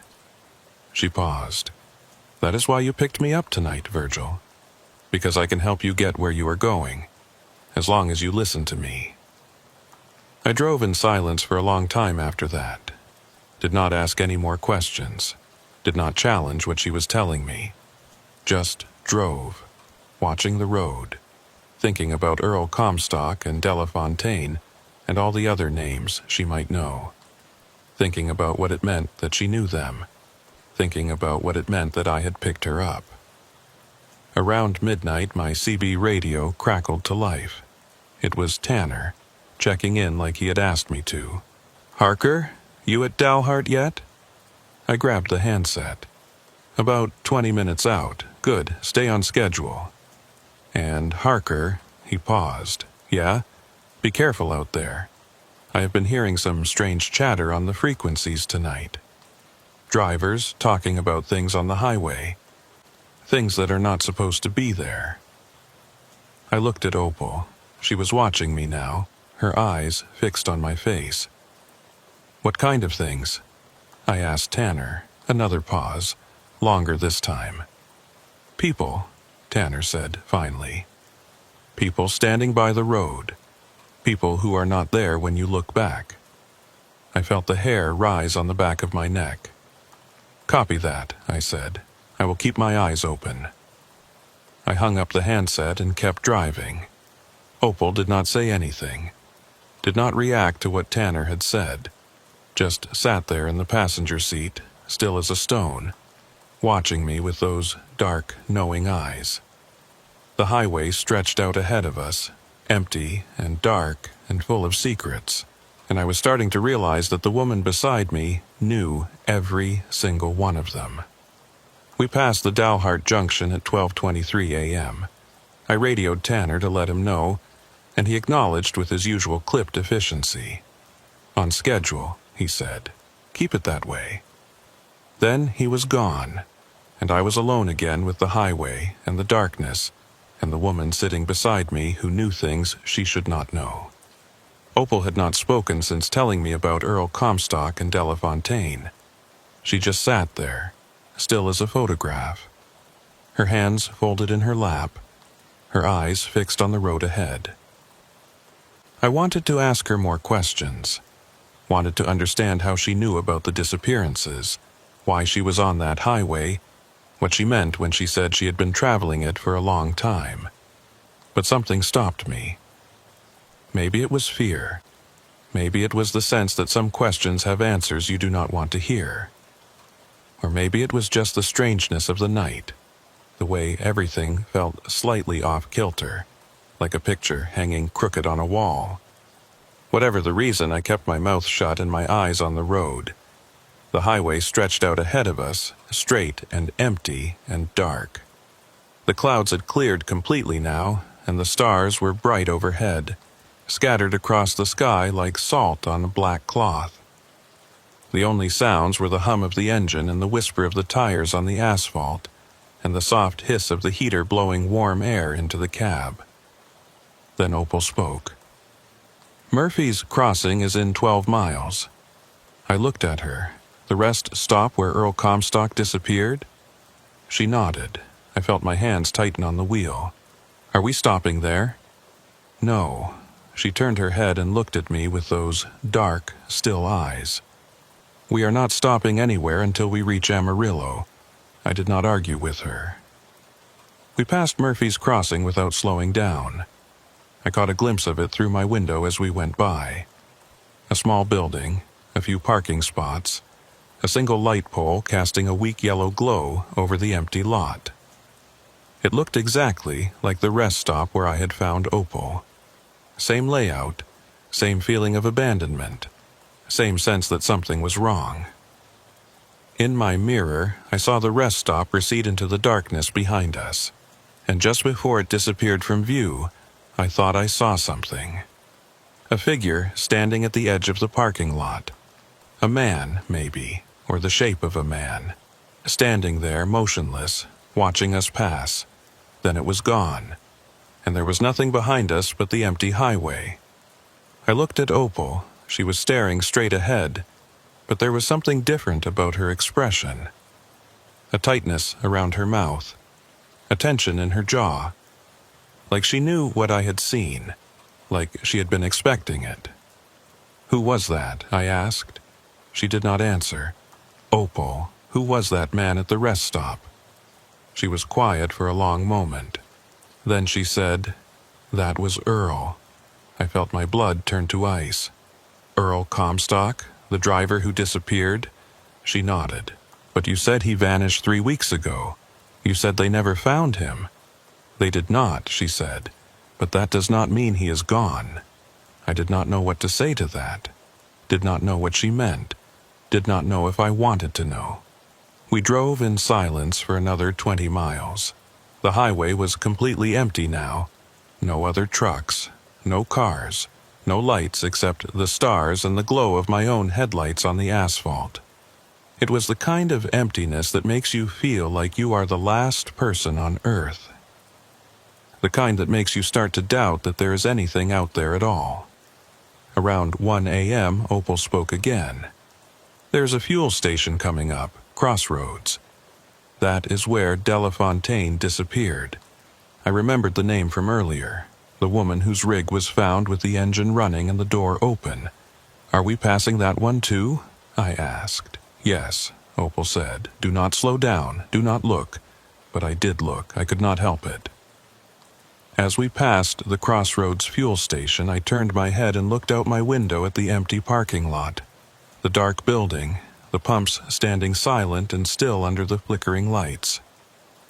And I saw her, a woman standing beside one of the pumps.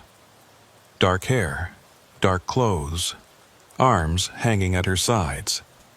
Standing there motionless, her face turned toward the highway, toward me, watching us pass with eyes I could not see but could feel. Delafontaine. I looked away, looked back at the road, gripped the wheel and pressed the accelerator and drove as fast as I could away from that place. In the passenger seat, Opal sat perfectly still. She did not look at me, did not acknowledge what I had seen, just sat there with her hands folded in her lap, staring straight ahead at the empty highway. "They are all still there," she said quietly. "Everyone who disappears on this highway. They do not leave. They just stay, waiting at the places where they were taken." "Waiting for what?" She did not answer. At 1:30 a.m., my CB radio started acting strange. It began with static, a soft hiss that grew louder and louder until it filled the cab like white noise. I reached for the dial to turn it down, but before I could touch it, a voice came through the speaker. Not Tanner, not another driver. A voice I did not recognize. A woman's voice, low and flat and distant, like someone speaking from very far away. "Route 287 North," the voice said. "Exit 14. Third Tuesday of November. That is when they take people from the Plainview rest area." I stared at the radio. "What the hell?" The voice continued, reciting information in that same flat, distant tone. "Interstate 40 West. Mile marker 112. First Friday of every month. The fuel station with the red sign. Do not stop there after midnight. Highway 87 South. The way station near Happy, last week of October. They took a driver named Mitchell Corley there in 2019. They took another one named Sandra Bright in 2021. The voice kept going. Rest stops, and fuel stations and mile markers. Days and dates and names. A catalog of disappearances delivered in that same emotionless monotone, like someone reading from a list. I looked at Opal. She was staring at the radio with an expression I had not seen before. Her face was pale. Her eyes were wide. Her hands, still folded in her lap, were trembling. "That is me," she said. I did not understand. "What?" The voice on the radio. She swallowed. "That is my voice." I listened. The voice was still speaking, still reciting names and dates and locations. And now that Opal had said it, I could hear the similarity. The same low tone, the same flat delivery, the same strange, distant quality, like someone speaking from the bottom of a well. But Opal was sitting right next to me. Her mouth was closed. She was not speaking. "How is that possible?" I asked. She shook her head. "I do not know. It has never happened before." The voice on the radio stopped mid-sentence. There was a moment of silence. Then static again, loud and harsh, filling the cab with noise. And then, underneath the static, something else. A different voice. Deeper. Rougher. A man's voice. "Virgil Harker," the voice said. I grabbed the handset. "Who is this?" The voice did not answer my question. Instead, it said, "She should not be in your truck, Virgil. She does not belong there. She does not belong anywhere." I looked at Opal. She was staring at the radio, her face white. her hands gripping the edge of the seat. "Who is that?" I asked her. "Who is talking?" She shook her head. Her voice was barely a whisper. "I do not know. I have never heard that voice before." The man's voice came through the radio again. "She has been on this highway too long, Virgil. She knows too much. The places, the names, the dates. She knows things that no one is supposed to know. And now she is spreading that knowledge to you." A pause. "That is dangerous, Virgil. That is very dangerous." I pressed the transmit button on the handset. "What do you want?" "What are you trying to tell me?" Static. Then the man's voice again. Closer now. Clearer. Like he was right there in the cab with us. "Let her out, Virgil. The next rest stop you pass, pull over and let her out. Leave her there and keep driving. Do not look back. Do not think about her again. That is the only way you get to Amarillo alive." The radio went dead.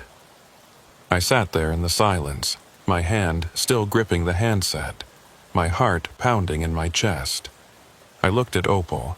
She was still staring at the radio, her face pale, her breathing shallow. "What was that?" I asked. "Who was that man?" She shook her head slowly. "I do not know," she said. "But he is wrong." "Wrong about what?" She turned and looked at me, and there was something in her eyes that I had not seen before. Fear. Real fear. Not the controlled stillness she had shown all night. "He is wrong that letting me out will save you," she said. "If you leave me at a rest stop, you will never reach Amarillo. You will disappear just like all the others. Just like Earl and Della and all the names I know." "How do you know that?" She held my gaze. "Because that is what happened to me." She told me her story. It came out in pieces, fragments, like she was remembering something that had happened a long time ago and had to search for the details. But I listened, and I did not interrupt, and slowly the pieces came together into something that made a terrible kind of sense. Opal Strand had been a trucker. 23 years ago. She had driven the same routes I drove, hauled the same kinds of loads, stopped at the same rest areas and fuel stations. She had been good at her job, reliable, careful, the kind of driver who knew every mile of her routes and never took unnecessary risks. Then one night she picked up a hitchhiker. It was at a rest stop that should not have been there. A place that did not appear on any map, that she had never seen before despite driving that route for years. A man was standing there in the rain, waiting for a ride. She stopped because she felt sorry for him. Because she thought she was helping someone in need. The man got in her truck and told her things. Told her about places on the highway where drivers disappeared. Told her the names and dates and locations. Told her secrets that no living person should know. And then, somewhere between the rest stop and her destination, she disappeared. "I was found," she said. "My truck was found, I mean. Parked at a fuel station off Highway 54. Engine running, door open. No sign of me anywhere." She looked down at her hands. "I do not remember what happened," she said. "I do not remember getting out of the truck. I do not remember where I went. I just remember being on the highway, walking for a long time, and then standing at that rest stop where you found me, waiting for someone to pick me up." She raised her eyes to meet mine. "That was 23 years ago, Virgil. I have been on this highway ever since. Moving from rest stop to rest stop. Getting picked up by drivers, telling them what I know, trying to help them get where they are going." I did not know what to say, did not know if I believed her, did not know if it mattered. "What happened to the drivers you rode with?" I asked. "Did they make it to their destinations?" Opal was quiet for a long moment. "Some of them," she said finally. "The ones who listened to me. The ones who did not stop where I told them not to stop. And the others?" She did not answer. She did not have to. I drove in silence after that, thinking about what she had told me, thinking about the voice on the radio, the man who had told me to let her out, thinking about Earl Comstock and Della Fontaine and all the other names she knew, thinking about whether I was going to be one of those names. At 2 a.m., I radioed Tanner to check in. He answered immediately, his voice tight with that familiar nervous energy. "Harker, where are you? You should have been in Amarillo 30 minutes ago." I looked at the clock on my dashboard. It read 2:07 a.m., but that was impossible. I had been on schedule at the Dalhart Junction. I had not stopped anywhere. I had been driving at normal speed the entire time. Somehow, I had lost almost an hour. "I'm running behind," I told Tanner. "Weather delays. Should be there by 3. There was a pause. Then Tanner said, "Harker, it has not rained in the Panhandle in 3 days." I felt my stomach drop.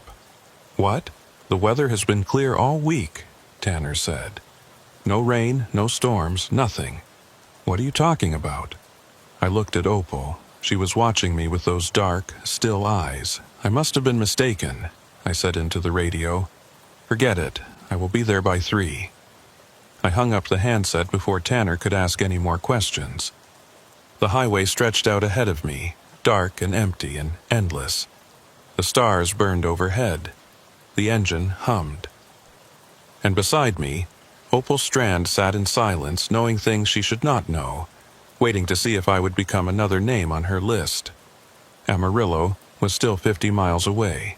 It felt like 1,000. The highway was wrong. I had driven this route 200 times. I knew every mile marker, every curve, every place where the road dipped or rose or bent to the east. I knew where the billboards were and where the exit signs were, and where the landscape changed from flat scrubland to rolling hills. I knew this highway the way I knew my own name. But tonight it was wrong. The mile markers were not in the right order. I passed marker 47, then marker 52, then marker 49. The exits I expected did not appear when they should. The fuel stations and rest stops that I knew by heart were missing, replaced by others I had never seen. It was like driving through a place that looked like the highway but was not quite. A copy made by someone who did not know the original well enough to get the details right. I looked at Opal. She was staring out the windshield, her face blank, her hands folded in her lap. "What is happening?" I asked. "The road is not right. The markers are out of order." She nodded slowly. "It happens sometimes. When you have been on the highway too long, the road starts to shift." "Shift how?" She turned and looked at me. "The highway is not just a road, Virgil. It is a system, a network. And like any system, it has rules. Ways of keeping itself in order. Ways of dealing with things that do not belong." She looked back at the windshield. "I do not belong here anymore," she said. "And the longer I stay in your truck, the more the highway tries to correct that. It moves things around, changes the order, tries to confuse you so you will stop somewhere you should not stop." I felt my hands tighten on the wheel. "So what do I do?" "Keep driving," she said. "Do not stop. Do not get out of the truck. No matter what you see, no matter what the road does, you keep driving until you reach Amarillo. And if I cannot find Amarillo, if the highway keeps shifting," she was quiet for a moment. Then she said, "You will find it, as long as I am here to guide you." I did not know if that was reassuring or terrifying. We drove on. At 2:30 a.m., the radio started again. It began the same way as before. Static, loud, and harsh, filling the cab with noise. Then Opal's voice, that distant, flat monotone, reciting names and dates and locations. Rest stops and fuel stations and mile markers. Places where drivers had disappeared. A catalog of loss, delivered without emotion, without pause, without end. But this time, there was something different. The names were not strangers anymore. Highway 287 South, Exit 23, November 14th, 2019. Virgil Harker stopped for fuel at the Conoco station. He was seen on the security camera entering the building. He was never seen leaving. I felt my blood turn to ice. That was my name, my route, a date that was only a week away. Interstate 27 North, mile marker 88, November 14th, 2019. Virgil Harker's truck was found parked on the shoulder. Engine running. Driver's door open. No sign of the driver. I grabbed the radio and switched it off. The cab went silent. Opal was staring at me. Her face was pale. "That was you," she said. "That was your name. I know. November 14th. That is 6 days from now." I swallowed hard. "Is that real? Is that going to happen?" She shook her head slowly. "I do not know. I have never heard the radio say someone's name before it happened. I have only ever heard it after." I sat there, gripping the wheel, staring at the dark highway ahead of me. 6 days. In 6 days, according to that voice, I was going to disappear. My truck was going to be found on the shoulder of Interstate 27, engine running, door open, no sign of me anywhere. Just like Earl Comstock. Just like Delafontaine. Just like all the names Opal knew. "Can I stop it?" I asked. "Can I change it?" Opal was quiet for a long moment. Then she said, "I do not know, Virgil. I have never met anyone who knew their date before it came." She looked at me. "But you know now, and that has to mean something." I did not know what it meant. Did not know if knowing made a difference, or if I was just another name on a list, waiting for my turn to disappear. But I did know one thing. I was not going to stop driving until I reached Amarillo. The next hour was the longest of my life. The highway kept shifting. Mile markers appeared and disappeared in random order. Exits led to places that did not exist. Rest stops materialized out of the darkness and then vanished when I looked back in my mirror. It was like driving through a fever dream, a landscape that obeyed its own logic and changed every time I tried to understand it. But I kept driving. Opal guided me. She told me when to change lanes, when to slow down, when to ignore an exit that looked legitimate but was not. She knew the highway in a way I never could, knew its tricks and traps and hidden dangers. She had been traveling it for 23 years, and in that time she had learned its secrets. Some of them, anyway. At 3:15 a.m. I saw lights ahead. Real lights, steady and bright, not the flickering illusions that had been appearing and disappearing all night. A city on the horizon, buildings and streetlights and the glow of civilization. Amarillo. I felt something loosen in my chest. Relief. Hope. The sense that maybe, despite everything, I was going to make it. Then the engine died. No warning. No sputtering or coughing or gradual loss of power. One moment the engine was running, and the next moment it was not. The truck slowed, the power steering went heavy, and I had to fight the wheel to guide the rig onto the shoulder before it rolled to a stop.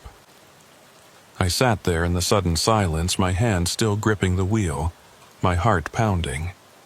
I tried the ignition. Nothing. Tried it again. Nothing. The engine was dead, and no amount of turning the key was going to bring it back. I looked at Opal. She was staring straight ahead at the lights of Amarillo on the horizon. So close, maybe 5 miles away, maybe less. "What happened?" I asked. She shook her head. "The highway does not want you to reach the city. It is trying to stop you. By killing my engine, by making you get out of the truck." I understood then. The engine had not failed on its own. Something had stopped it. And now I was sitting on the shoulder of a dark highway with a dead truck and a city I could see but could not reach. If I got out to check the engine, I would disappear, just like all the others. "What do I do?" I asked. Opal turned and looked at me. There was something in her eyes I had not seen before. sadness, resignation. The look of someone who has seen this happen too many times to hope for a different outcome. "You stay in the truck," she said. "No matter what, you do not open that door." "For how long until morning?" She did not answer. "Opal, how long do I have to stay in the truck?" She looked away. "I do not know. I have never been with someone when this happened. I have only ever seen the trucks afterward. Empty, abandoned. The driver's gone. I sat there in the darkness, looking at the lights of Amarillo glowing on the horizon, so close I could almost touch them. 5 miles. In a car, that would be 5 minutes. On foot, maybe an hour. But I could not drive, and I could not walk, and all I could do was sit in my dead truck and wait for something to happen. Then I remembered the radio. I reached for the CB and turned it on. Static filled the cab, loud and harsh. But underneath it, I could hear something else. A voice faint and distant like someone calling from very far away. "Tanner," I said into the handset. "Tanner, can you hear me?" The static shifted. The voice grew slightly clearer. "Harker?" "Breaking up. Your location. I'm on the shoulder about 5 miles from Amarillo. My engine died. I need help." More static. Then Tanner's voice again, clearer this time. "Harker, you should have been here 2 hours ago. I have been trying to reach you. Where have you been?" I did not know how to answer that. Did not know how to explain that the highway had been shifting, that time had been moving wrong, that I had been driving through a landscape that did not exist. "I need a tow," I said. "Can you send someone to get me?" A pause, then Tanner's voice tight with worry. "Harker, there is something wrong with your signal. Your GPS is showing you in 3 different locations at once. Every time I try to lock onto you, you move." I looked at Opal. She was watching me, her face pale. "I am not moving," I said into the radio. "I am parked on the shoulder. I have not moved in 5 minutes." "According to my system, you have been moving all night," Tanner said. "Your route makes no sense, Harker. You have been going in circles. Backtracking. Jumping from one highway to another. I have never seen anything like it." I felt something cold settle in my stomach. "Just send a tow truck," I said. "Send it to the shoulder of Highway 287, 5 miles south of Amarillo. I will be here." A long pause. Then Tanner said, "I will try. But Harker, be careful. Something is not right about tonight. I have been getting reports from other drivers all night. Strange things on the highway. People seeing things that are not there." "I know," I said. "I have seen them too." I hung up the handset and sat back in my seat. Outside the windshield, the lights of Amarillo glowed on the horizon. Inside the cab, Opal sat motionless, her hands folded in her lap, her eyes fixed on something I could not see. "How long until the tow truck gets here?" she asked. "I do not know. Maybe 30 minutes, maybe an hour." She nodded slowly. "That might be enough time. Enough time for what?" She turned and looked at me. Her eyes were dark and sad, and there was something in them that made my chest tighten. "Enough time for me to tell you what you need to know," she said. "About November 14th, about how to stop it from happening." I stared at her. "You know how to stop it?" She nodded. "But there is a cost, Virgil. There is always a cost." "What kind of cost?" She was quiet for a long moment, looking at me with those dark, sad eyes. Then she reached out and put her hand on my arm. Her touch was cold. So cold it burned. "Someone has to take your place," she said. I did not understand at first. "What do you mean, take my place?" Opal pulled her hand back and folded it in her lap with the other one. "The highway needs a certain number of people," she said. "That is how it works. That is why there are always disappearances. It is not random, it is not accidents, it is the highway taking what it needs. She looked at me. "Your name came up because someone else's name was supposed to be on the list," she said. "Someone who avoided their date. Someone who cheated the system. And now the highway needs to balance the books. It needs to take someone to replace the one who got away." "Who?" I asked. "Who got away?" She did not answer. But I saw something in her eyes. A flicker of guilt. A shadow of shame. And I understood. "It was you," I said. "You were supposed to disappear 23 years ago. You were supposed to be taken. But something happened. You avoided it somehow, and now the highway has been trying to balance the books ever since," Opal said, "taking other drivers in my place, one after another, all these years." She looked down at her hands. "I know their names because they were taken instead of me," she said. "Every single one of them. Earl Comstock, Della Fontaine, all of them. They disappeared because I did not." I sat there in silence, processing what she had told me. 23 years of disappearances. Dozens of drivers, maybe hundreds, taken by the highway because one woman had escaped her fate. And now it was my turn. "Why me?" I asked. "Why is my name on the list?" "Because you picked me up," Opal said. "Because I got in your truck. The highway knows I am here. It knows I am trying to escape again. And it is going to take you instead." She raised her eyes to meet mine. "Unless I let it take me first." I told her no. I told her I would not let her sacrifice herself for me. I told her there had to be another way. I told her that 23 years of guilt was enough. That she did not owe the highway anything else. That she had already paid for whatever sin she had committed by escaping her fate. She listened to all of it. And when I was finished, she shook her head. "It does not work that way, Virgil. The highway does not forgive. It does not forget. It just takes what it is owed, one way or another. If I do not give myself to it tonight, it will take you on November 14th. And then it will take someone else after you, and someone else after that. On and on, forever, until I finally stop running." She looked at me with those dark, sad eyes. "I'm tired of running," she said. "I'm tired of watching other people disappear because of me. I am tired of knowing all those names." I did not know what to say. Did not know how to argue with someone who had spent 23 years carrying a weight I could not imagine. Did not know how to convince her that her life was worth more than mine, when she had already decided that it was not. So I asked her a question instead. "What happened 23 years ago? What happened that made you escape?" Opal was quiet for a long moment. Outside the windshield, the lights of Amarillo glowed on the horizon. Inside the cab, the silence pressed down on us like a physical thing. Then she told me.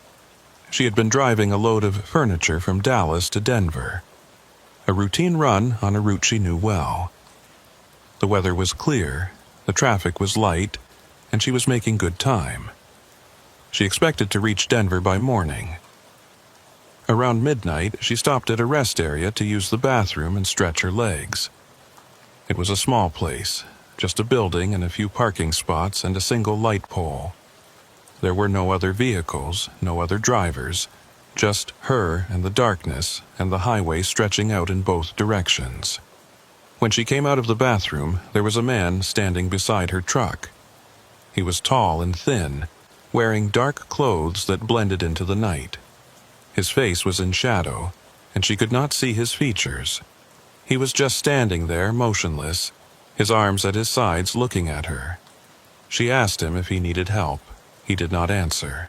She asked him if he was stranded. He did not answer. She asked him to move away from her truck. He did not answer. She started walking toward her rig, planning to get in and drive away as fast as she could. But as she got closer, the man raised his arm and pointed at her. Not at her, at something behind her. She turned and looked. There was nothing there. Just the building and the parking lot and the empty highway. When she turned back, the man was gone. She got in her truck and drove away. Drove as fast as she could, not stopping, not slowing down, not looking back. She drove all the way to Denver and delivered her load and told herself that the man at the rest stop had been a hallucination, a product of exhaustion, a trick of the light. But she knew it was not true. And 3 days later, when she was driving back to Dallas on the same route, she saw him again. He was standing at a different rest stop this time. Same posture, same dark clothes, same shadowed face, same arm raised, pointing at something behind her. And when she turned to look, he was gone. She saw him again a week after that, and again 2 weeks after that, and again, at rest stops and fuel stations and mile markers all along her route. Always the same, always pointing, always disappearing when she turned around. She started to understand what was happening, started to realize that the man was not just appearing to her randomly. He was marking her, counting down to something, waiting for her to stop at the wrong place at the wrong time. So she stopped stopping. She started driving straight through on her runs, not pulling over for anything. She brought food and water and a portable toilet so she would never have to leave her truck. She drove 16, 18, 20 hours at a stretch, fighting off exhaustion, refusing to give the highway a chance to take her. And it worked. For a while. But you cannot drive forever. You cannot stay awake forever. Eventually, your body gives out, and you have to stop. She made it 3 weeks before she could not go any longer. Her eyes were burning. Her hands were shaking. She was hallucinating shapes on the road that were not there. She knew that if she did not stop and sleep, she was going to crash and kill herself and probably someone else. So she stopped. She pulled into a rest area outside of Lubbock and parked in a spot near the building where there were lights and other trucks. She locked her doors and climbed into the sleeper berth and closed her eyes. When she woke up, she was not in her truck anymore. She was standing on the shoulder of the highway. It was night, but not the same night. The air was different. The stars were different. The landscape was different. She was somewhere else, when else, and she did not know how she had gotten there. She started walking. She walked for what felt like hours, maybe days. She walked past rest stops and fuel stations and mile markers, and at every one, she saw them. The drivers who had disappeared, standing there motionless, their faces blank, waiting for something that never came. She understood then what had happened. The highway had taken her. She was supposed to be one of them now, one of the lost, standing at a rest stop forever, waiting. But something had gone wrong. She did not know what, did not know why. But instead of being trapped at one location, she was moving, drifting, passing through the highway like a ghost, invisible to the drivers who passed her, unable to stop, unable to rest.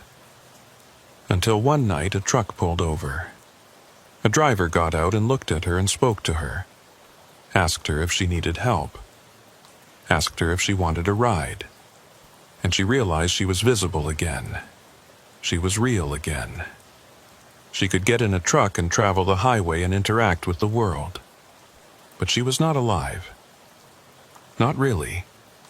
She was something else now, something between. A ghost who could walk and talk and ride in trucks, but who was not part of the world anymore. Who was only part of the highway. And the highway was angry. It had been cheated. It had marked her for taking, and she had slipped away somehow, and now it wanted her back. But it could not take her directly. It could only take the drivers she rode with, the ones who picked her up and gave her a place in their trucks and their lives. One by one, they disappeared. And, one by one, she learned their names. She finished her story and sat there in silence, her hands folded in her lap, her eyes fixed on the lights of Amarillo. I did not know what to say.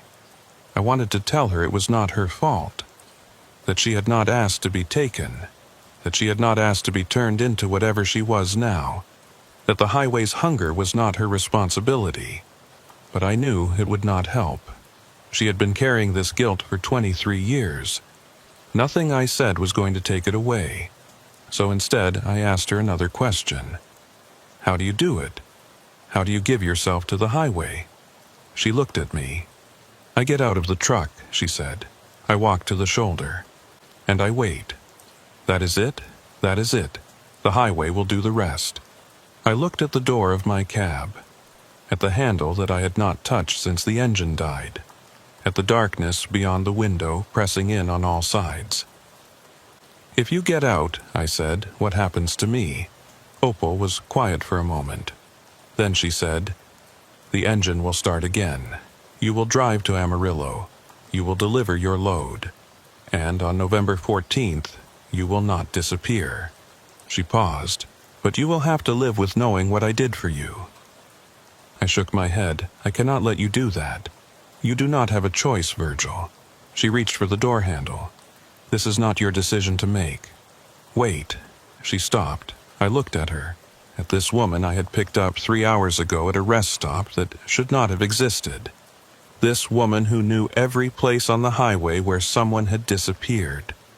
This woman who had been running from her fate for 23 years and had finally decided to stop.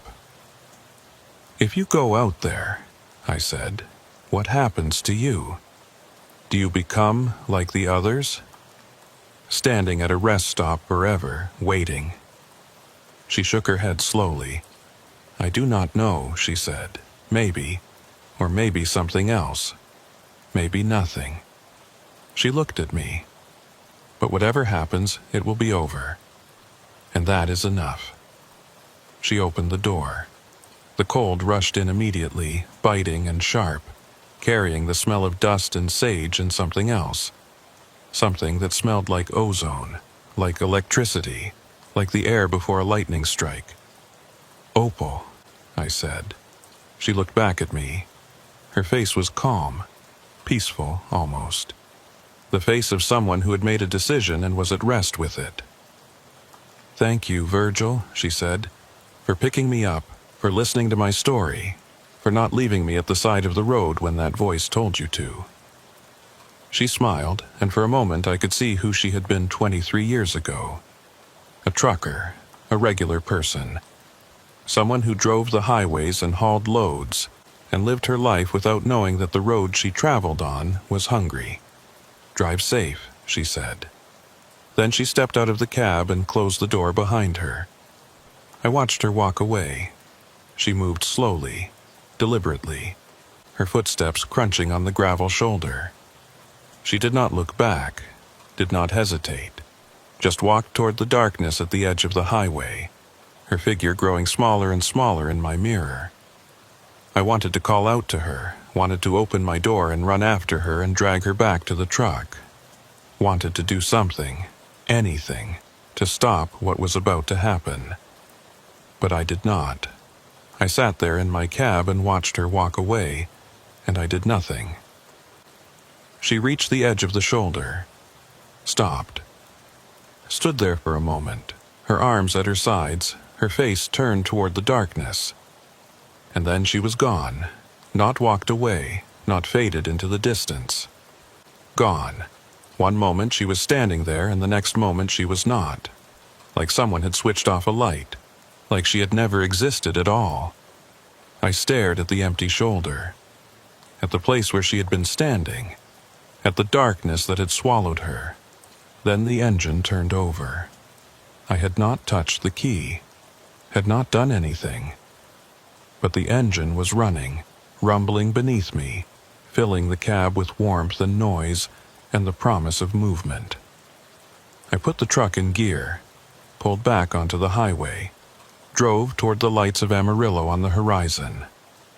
I did not look back. I delivered my load at 4:17 a.m. The warehouse was quiet, just a night supervisor and a couple of guys running forklifts. They unloaded my trailer without asking questions, and I signed the paperwork and drove to a truck stop to get some coffee and try to make sense of what had happened. I sat in a booth by the window, watching the sun come up over the Texas Panhandle, thinking about Opal Strand, about her story, about the 23 years she had spent on the highway, carrying her guilt, learning the names of the drivers who had disappeared because of her, about the choice she had made. I thought about November 14th, about the voice on the radio that had said my name, about the fate I had been marked for and the woman who had taken my place. I did not know if I believed any of it. Did not know if Opal had been telling the truth, or if she had been crazy, or if the whole night had been some kind of hallucination brought on by exhaustion and bad coffee. But I knew one thing. I was alive. I was in Amarillo, and something had happened on that highway that I would never be able to explain. I finished my coffee and walked back to my truck. The sun was up now, bright and warm, burning off the chill of the night. I climbed into the cab and sat there for a moment, looking at the passenger seat where Opal had been sitting. It was empty, but there was something on the seat, a piece of paper, folded in half, with my name written on the front in handwriting I did not recognize. I unfolded it.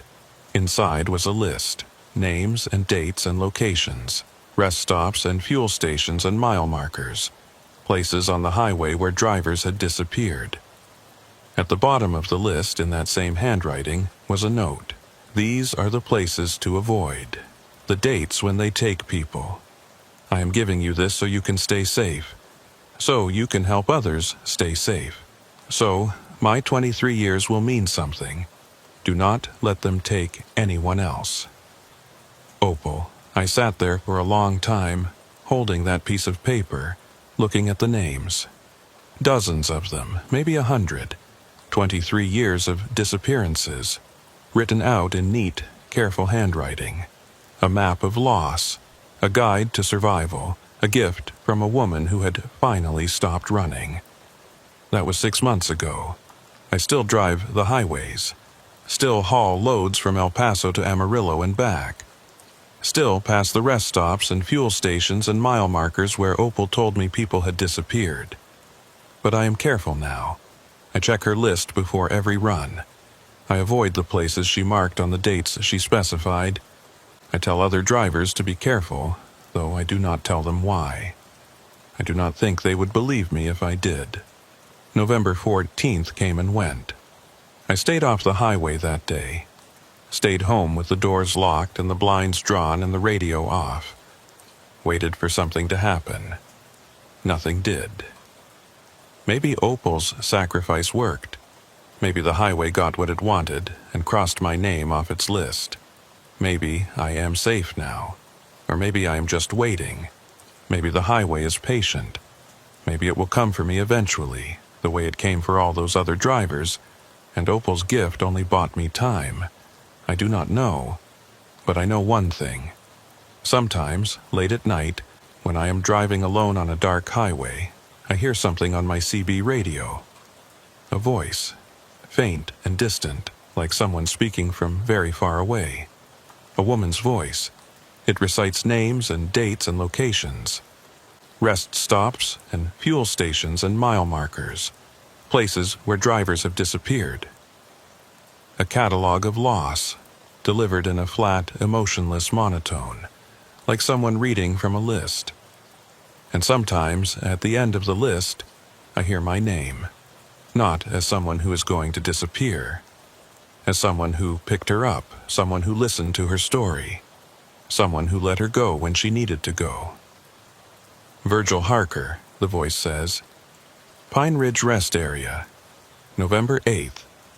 A pause, thank you, then static, then silence, and I keep driving.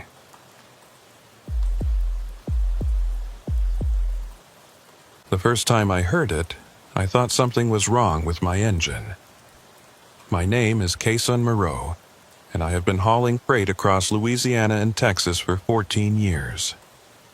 In that time, I have learned to listen to my truck the way a doctor listens to a heartbeat. Every sound means something.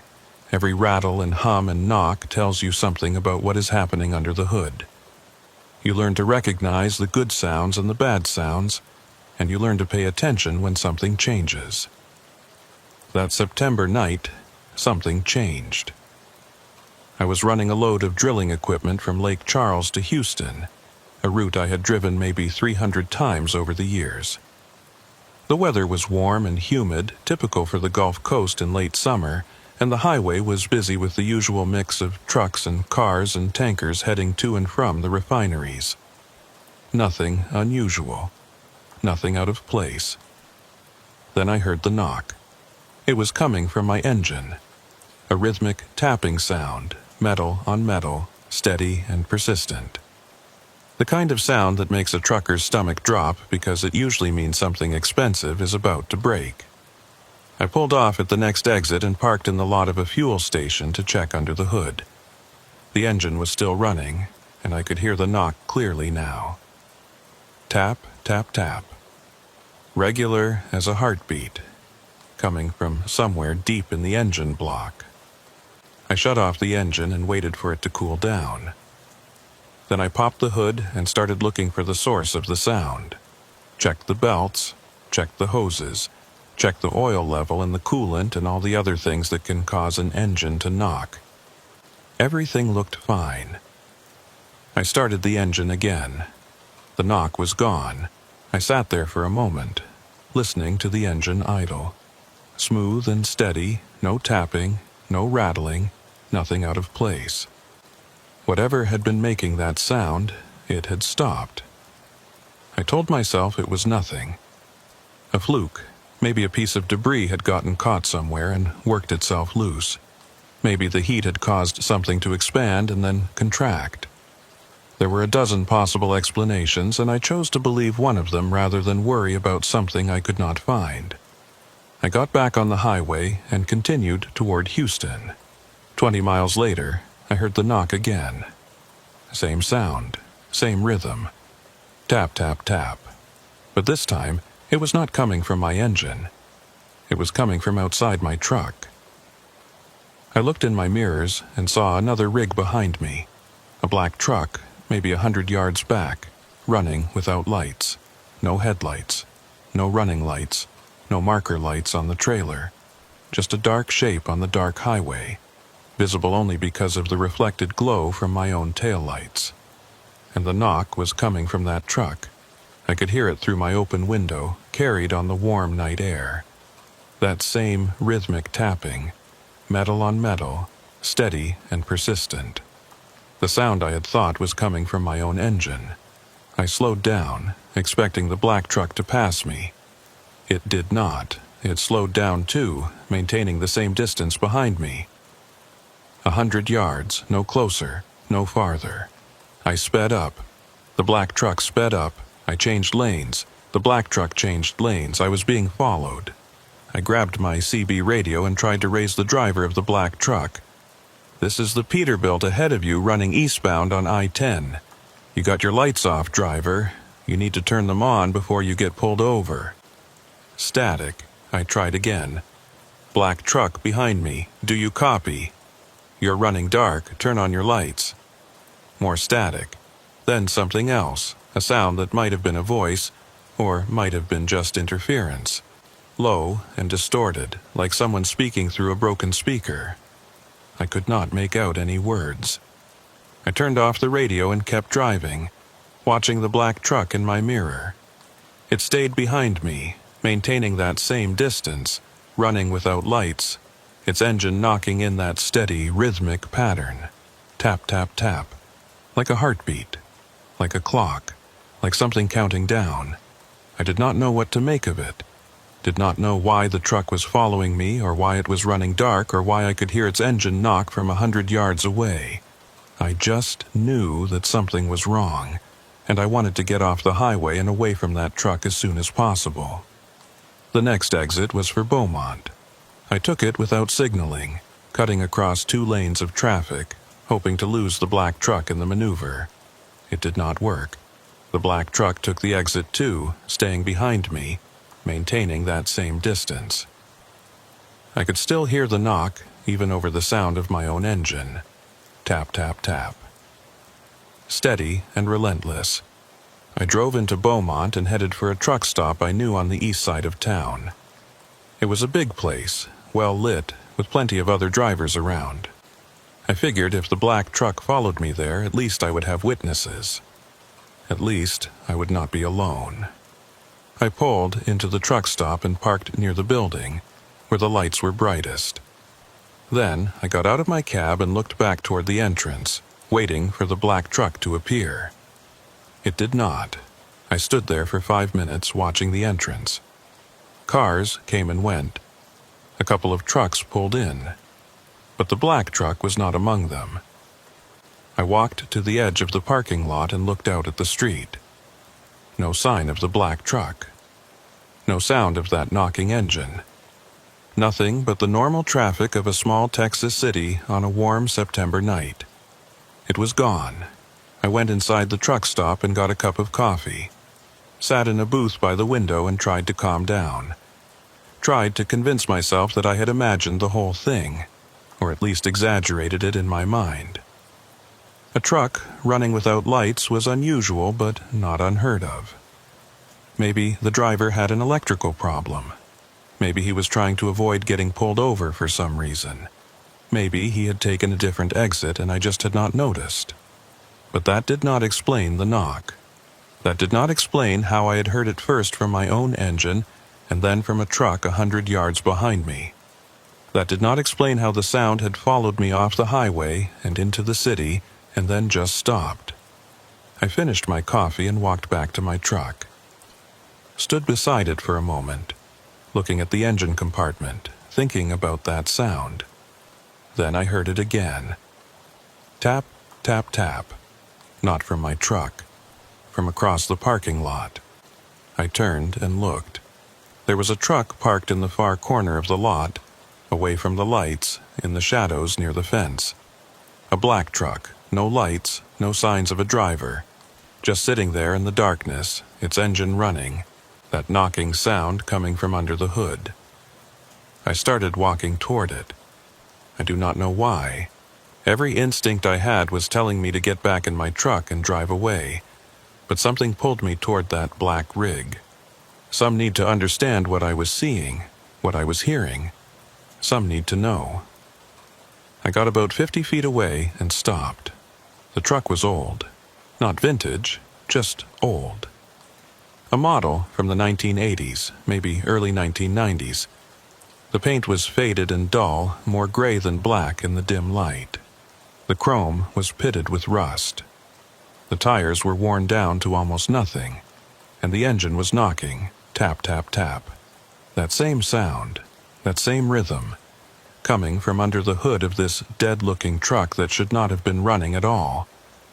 I took another step forward, then another. The engine stopped, the knocking stopped. The truck sat there in silence, dark and still, like it had never been running at all. I stood there for a long moment staring at the truck, waiting for something to happen. Nothing did. The truck just sat there. No sound, no movement, no sign of life. I turned and walked back to my own rig.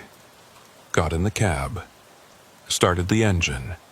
Drove out of that truck stop and back onto the highway without looking back. I made it to Houston by morning and delivered my load without any more incidents. Told myself the black truck had been a coincidence. Told myself the knocking sound had been some kind of acoustic trick. A sound bouncing off buildings or overpasses or something else that made it seem like it was coming from different places. Told myself there was a rational explanation for everything I had seen and heard. I almost believed it. 3 weeks later, I saw the truck again. I was in Shreveport this time, picking up a load of lumber for delivery to Baton Rouge. It was early evening, just after sunset, and I had stopped at a garage on the outskirts of town to get my brakes checked. They had been feeling soft on the last few runs, and I wanted to make sure everything was right before I got on the highway. The garage was a small place, just 2 bays and a waiting room with a coffee machine and some plastic chairs. The mechanic was a guy named Royce Callender, a big man in his 50s with grease-stained hands and a face that looked like it had seen a lot of hard years. He had been recommended to me by another driver, and his prices were fair, so I had started using him whenever I was in the Shreveport area. Royce put my truck up on the lift and started checking the brakes. I sat in the waiting room drinking bad coffee and looking out the window at the street. That was when I saw it. The black truck. It was parked across the street in the lot of an abandoned building. Same truck I had seen in Beaumont 3 weeks ago. Same faded paint. Same rusted chrome. Same worn tires. Sitting there in the shadows, no lights, no driver visible. And I could hear the knock. Even from across the street, even through the closed window of the waiting room, I could hear that sound. Tap, tap, tap, rhythmic and steady, coming from the engine of that dead-looking truck. I got up and walked outside, stood in the parking lot of the garage, staring at the black truck across the street. The knock was louder out here, clearer. That same metal-on-metal tapping that I had heard on the highway, that I had heard in the truck stop, that I had thought was coming from my own engine. Royce came out of the garage, wiping his hands on a rag. He saw me staring and followed my gaze to the black truck across the street. "Something wrong?" he asked. "That truck," I said. "Do you see it?" Royce squinted. "The black one." "Yeah, I see it." "What about it?" "Do you hear that? The knocking?" Royce was quiet for a moment, listening. Then he nodded slowly. "Yeah, I hear it. Sounds like a rod knock. Bad one, too. That engine is not long for this world." He looked at me. "Why? You know that truck?"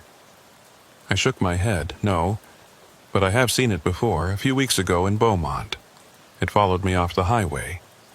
Royce raised his eyebrows. "Followed you?" I told him the story. The knock I had heard on the highway, the black truck running without lights. The way it had followed me to the truck stop and then disappeared. The way I had found it parked in the shadows with its engine running and then watched it go silent. Royce listened without interrupting.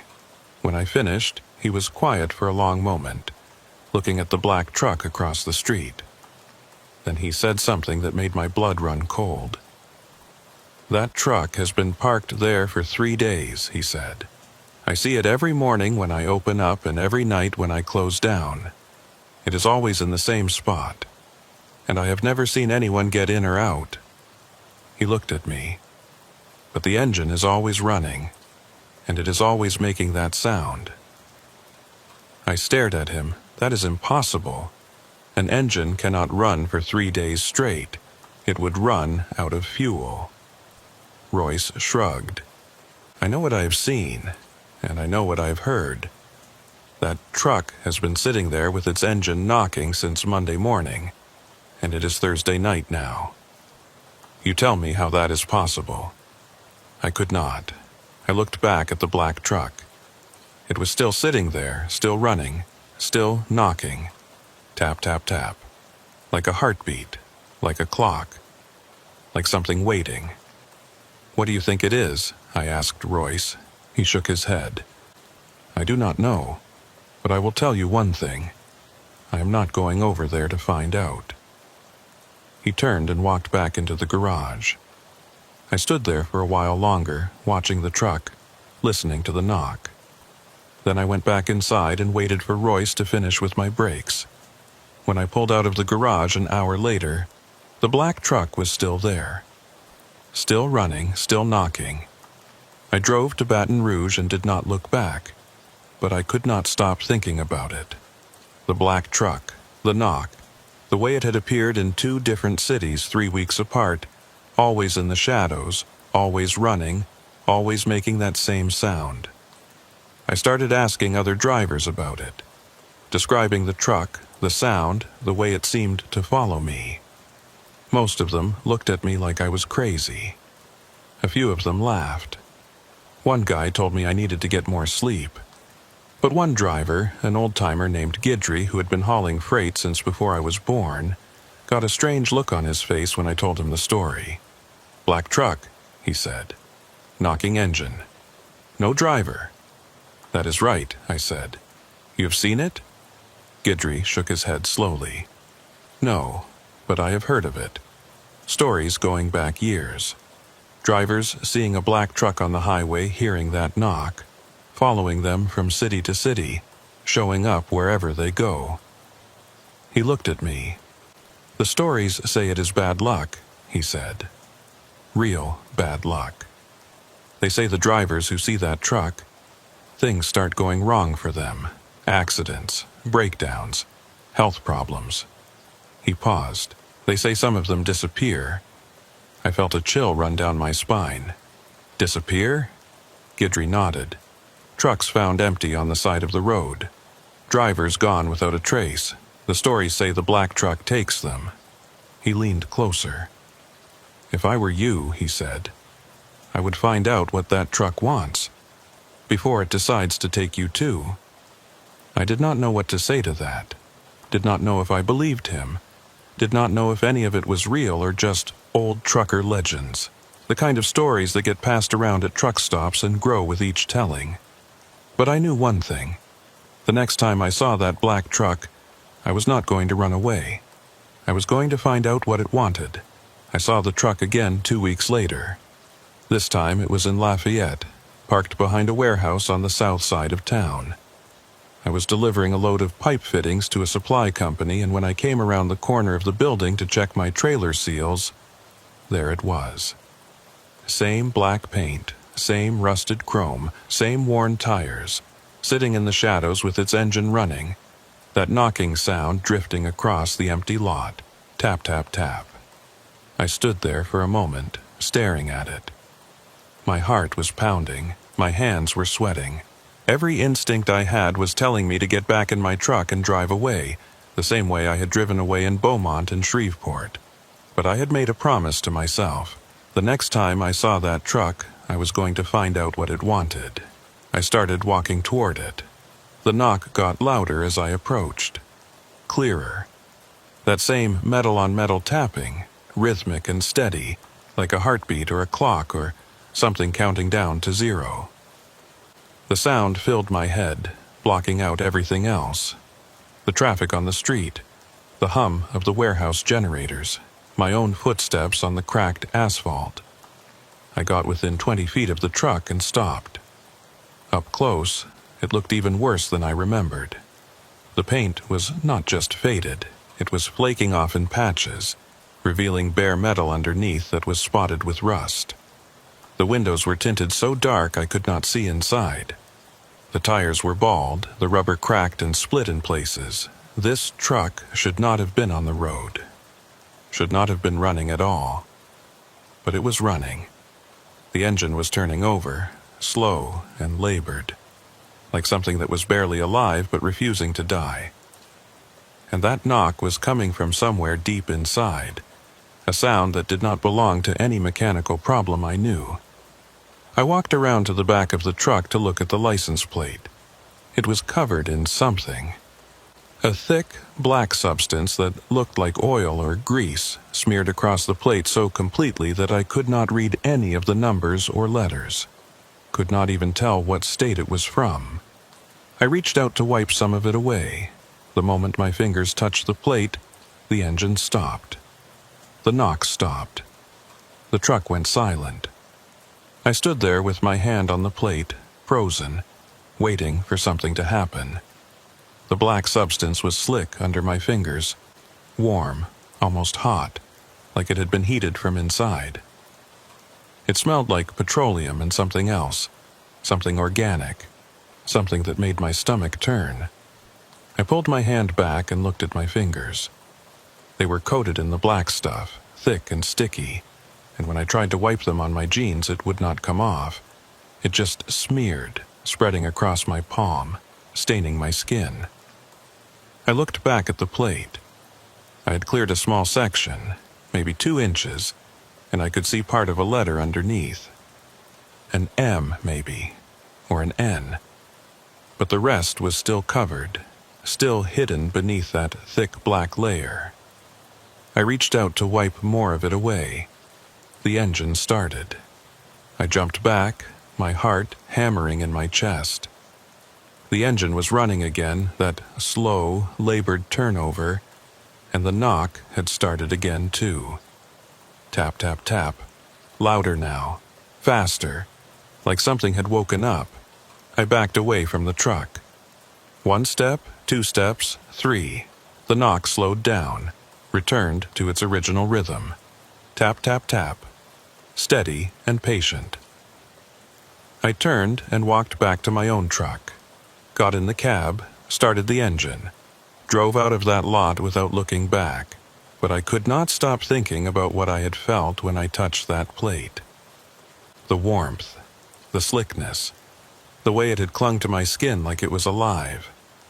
And I could not stop thinking about the letter I had seen underneath, that M or N, part of a license plate that someone had gone to a lot of trouble to hide. I spent the next week asking questions. I talked to drivers at truck stops, talked to mechanics at garages, talked to dispatchers and dock workers and anyone else who might have seen a black truck with a knocking engine and an oil-covered plate. Most of them had not, but a few of them had stories. A driver in Baton Rouge told me he had seen a truck matching that description on I-10 near the Atchafalaya Basin. It had been running without lights, same as when I had seen it, and when he tried to pass it, it had sped up to match his speed. He had driven for 20 miles with that truck beside him before it finally dropped back and disappeared. A mechanic in New Iberia told me a black truck had been towed into his shop 6 months ago with a seized engine. He had told the driver it would take a week to fix, but when he came in the next morning, the truck was gone. No one had seen it leave. No one had paid the bill. It was just gone. And the only thing left behind was a puddle of black oil on the floor of his bay. A dispatcher in Morgan City told me she had gotten a call from one of her drivers in the middle of the night 3 years ago. He had been panicked, almost incoherent, talking about a black truck that was following him. A truck with a knocking engine that would not leave him alone. She had tried to calm him down, tried to get his location, but the call had cut off and she'd never heard from him again. His truck was found 2 days later on a back road outside of Houma. Empty, no sign of the driver, no sign of a struggle. Just an empty cab and a cargo that was never delivered. The more stories I heard, the more I realized that this truck had been out there for years, maybe decades, following drivers, appearing in different cities, always with that knocking engine, always with that oil-covered plate, and sometimes the drivers it followed disappeared. I thought about what Guidry had told me. The black truck takes them. I had not believed him then. I was starting to believe him now. I saw Royce Callender again on my next run through Shreveport. I stopped at his garage to get my oil changed and to ask him if the black truck was still parked across the street. He told me it was not. It had disappeared 3 days after I had seen it, same as the driver in New Iberia had described. One morning it was there, the next morning it was gone. No one had seen it leave.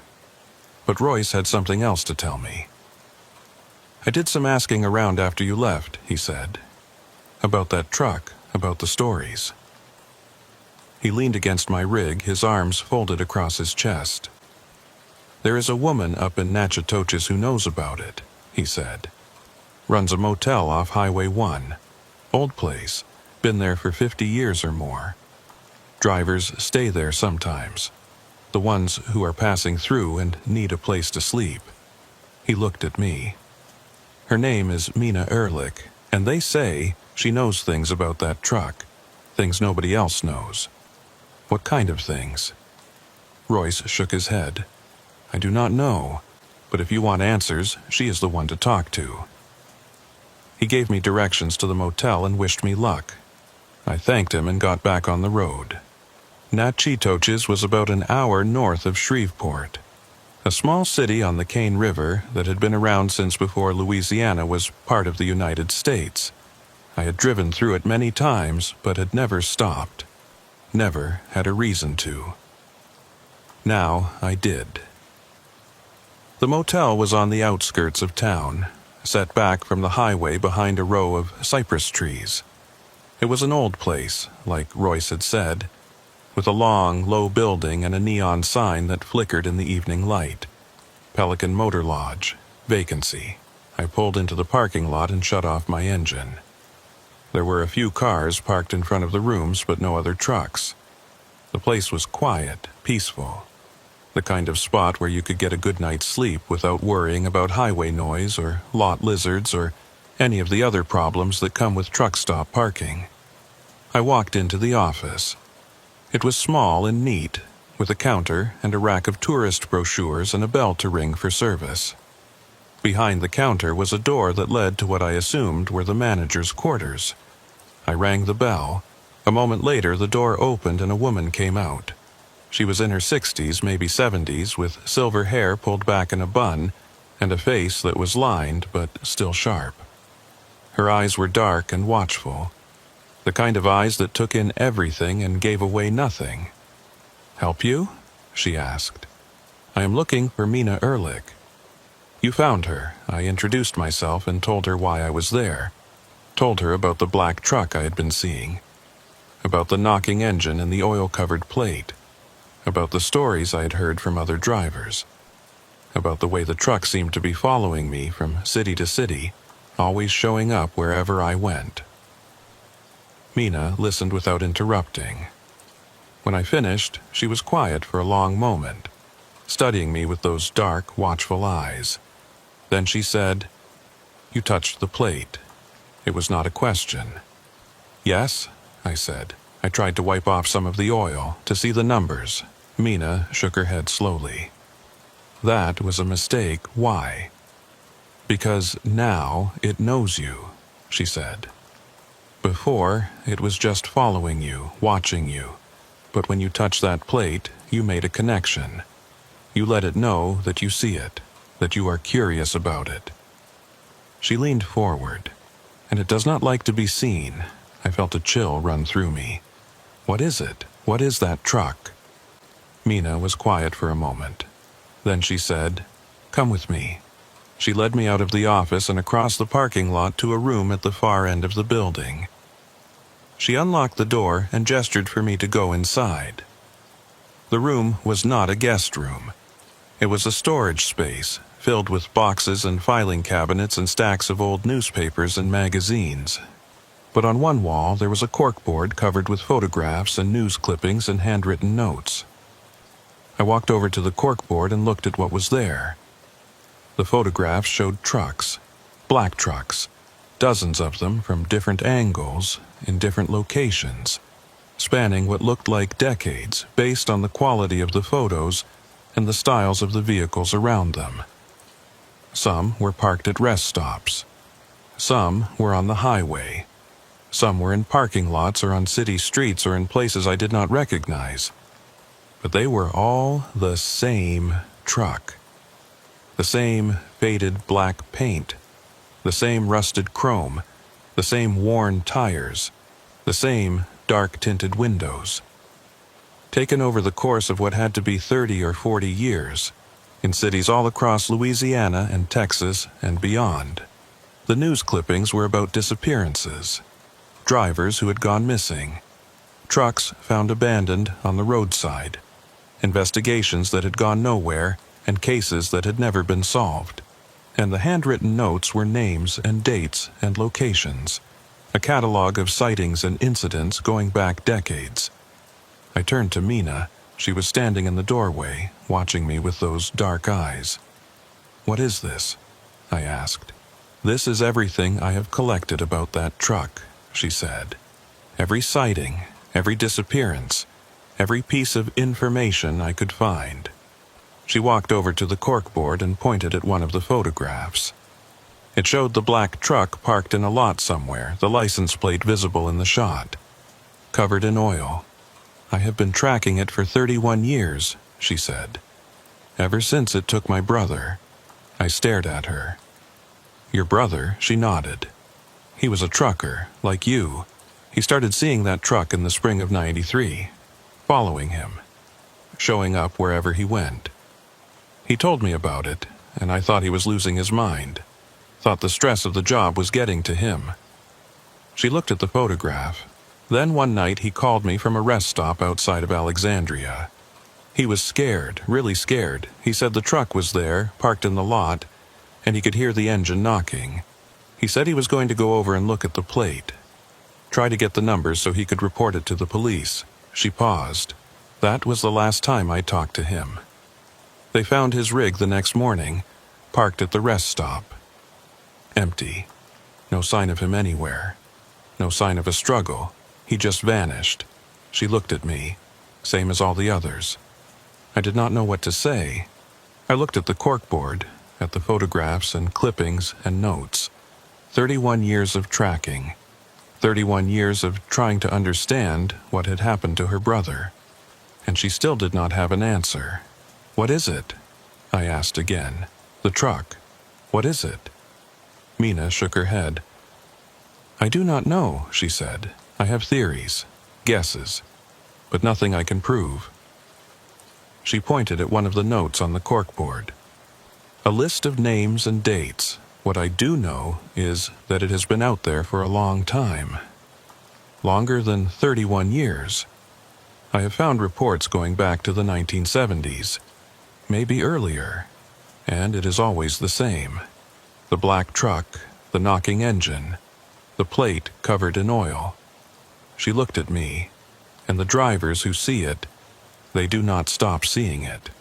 It keeps coming back, keeps following them, until one day they disappear. I thought about the stories I had heard. The driver in Beaumont, the driver outside Huma, all the others whose names were written on Mina's corkboard. I thought about my own name, about whether it would end up on that board someday. Is there any way to stop it? I asked. Any way to make it leave me alone? Mina was quiet for a long moment. Then she said something that I did not understand. Do not wipe the plate, she said. Whatever you do, do not try to see what is underneath. But I already wiped part of it. I know, she said. That is why it is not going to leave you alone now. She looked at me with those dark, watchful eyes. But if you wipe the rest of it, if you see the whole plate, that is when it takes you. I stayed at Mina's motel that night. I did not plan to. I had a load to deliver in Monroe by morning, and I was already behind schedule. But after what she had told me, after what I had seen on that corkboard, I could not make myself get back on the highway. Not in the dark, not alone. Mina gave me a room at the end of the building, away from the other guests. She told me to keep my door locked and my curtains closed and to call her if I heard anything unusual. I asked her what kind of unusual she meant. She just looked at me with those dark eyes and said, "You will know." I lay in bed for a long time, staring at the ceiling, listening to the sounds of the night. Cars passing on the highway, crickets in the grass, the soft hum of the air conditioning unit in the window. Normal sounds. Safe sounds. Then, around 2 a.m., I heard the knock. Tap, tap, tap. I sat up in bed. The sound was coming from outside, from the parking lot. I got up and went to the window, pulled the curtain back just enough to see out. The black truck was parked in the lot. It was sitting directly in front of my room, maybe 30 feet away, its engine running, that knocking sound filling the night air. The headlights were off. The cab was dark. I could not see anyone inside, but I knew it could see me. I let the curtain fall back and stepped away from the window. My heart was pounding. My hands were shaking. I grabbed my phone and called Mina's number. She answered on the first ring. "It is here," I said. "The truck. It is in the parking lot." "I know," she said. "I can hear it." A pause. "Stay in your room. Do not open the door. Do not go outside. It will leave before dawn." "How do you know?" "Because it always does." She hung up. I stood there in the dark room, listening to the knock. Tap, tap, tap. Steady and patient. like it had all the time in the world, like it knew I was not going anywhere. I went back to the window and looked out again. The truck was still there, still running, still knocking, and now I could see something else. There was something dripping from underneath the truck, a dark liquid pooling on the asphalt beneath the engine. At first, I thought it was oil, but it was spreading too fast, too far, covering too much ground. And it was not black like oil. It was darker than that, darker than anything I had ever seen. The liquid spread across the parking lot, flowing toward my room, toward my door, like it was reaching for me. I backed away from the window. The knock got louder, faster. Tap, tap, tap, tap, tap. And then, underneath the knock, I heard something else. A voice, faint and distant, like someone calling from very far away. I could not make out the words, could not even tell if it was a man or a woman. Just a voice, calling, calling, somewhere inside that sound. I put my hands over my ears and sat down on the bed, closed my eyes, tried to block out the knock and the voice and the image of that dark liquid spreading toward my door. I do not know how long I sat there. Minutes, hours. Time did not seem to work right. The knock kept going, and the voice kept calling, and the night stretched on and on without end. Then, just as suddenly as it had started, it stopped. The knock stopped. The voice stopped. Everything went quiet. I opened my eyes and looked at the clock on the nightstand. 5:47 a.m. Almost dawn. I went to the window and looked out. The truck was gone. The parking lot was empty. The asphalt was dry. There was no sign of the dark liquid, no sign of the truck, no sign that anything had been there at all. I got dressed and went to find Mina. She was in the office making coffee. She looked like she had not slept either. "It comes here sometimes," she said when I walked in, "when there is someone staying who has seen it, who has touched it." She poured 2 cups and handed me one. It came for my brother the same way, the night before he disappeared.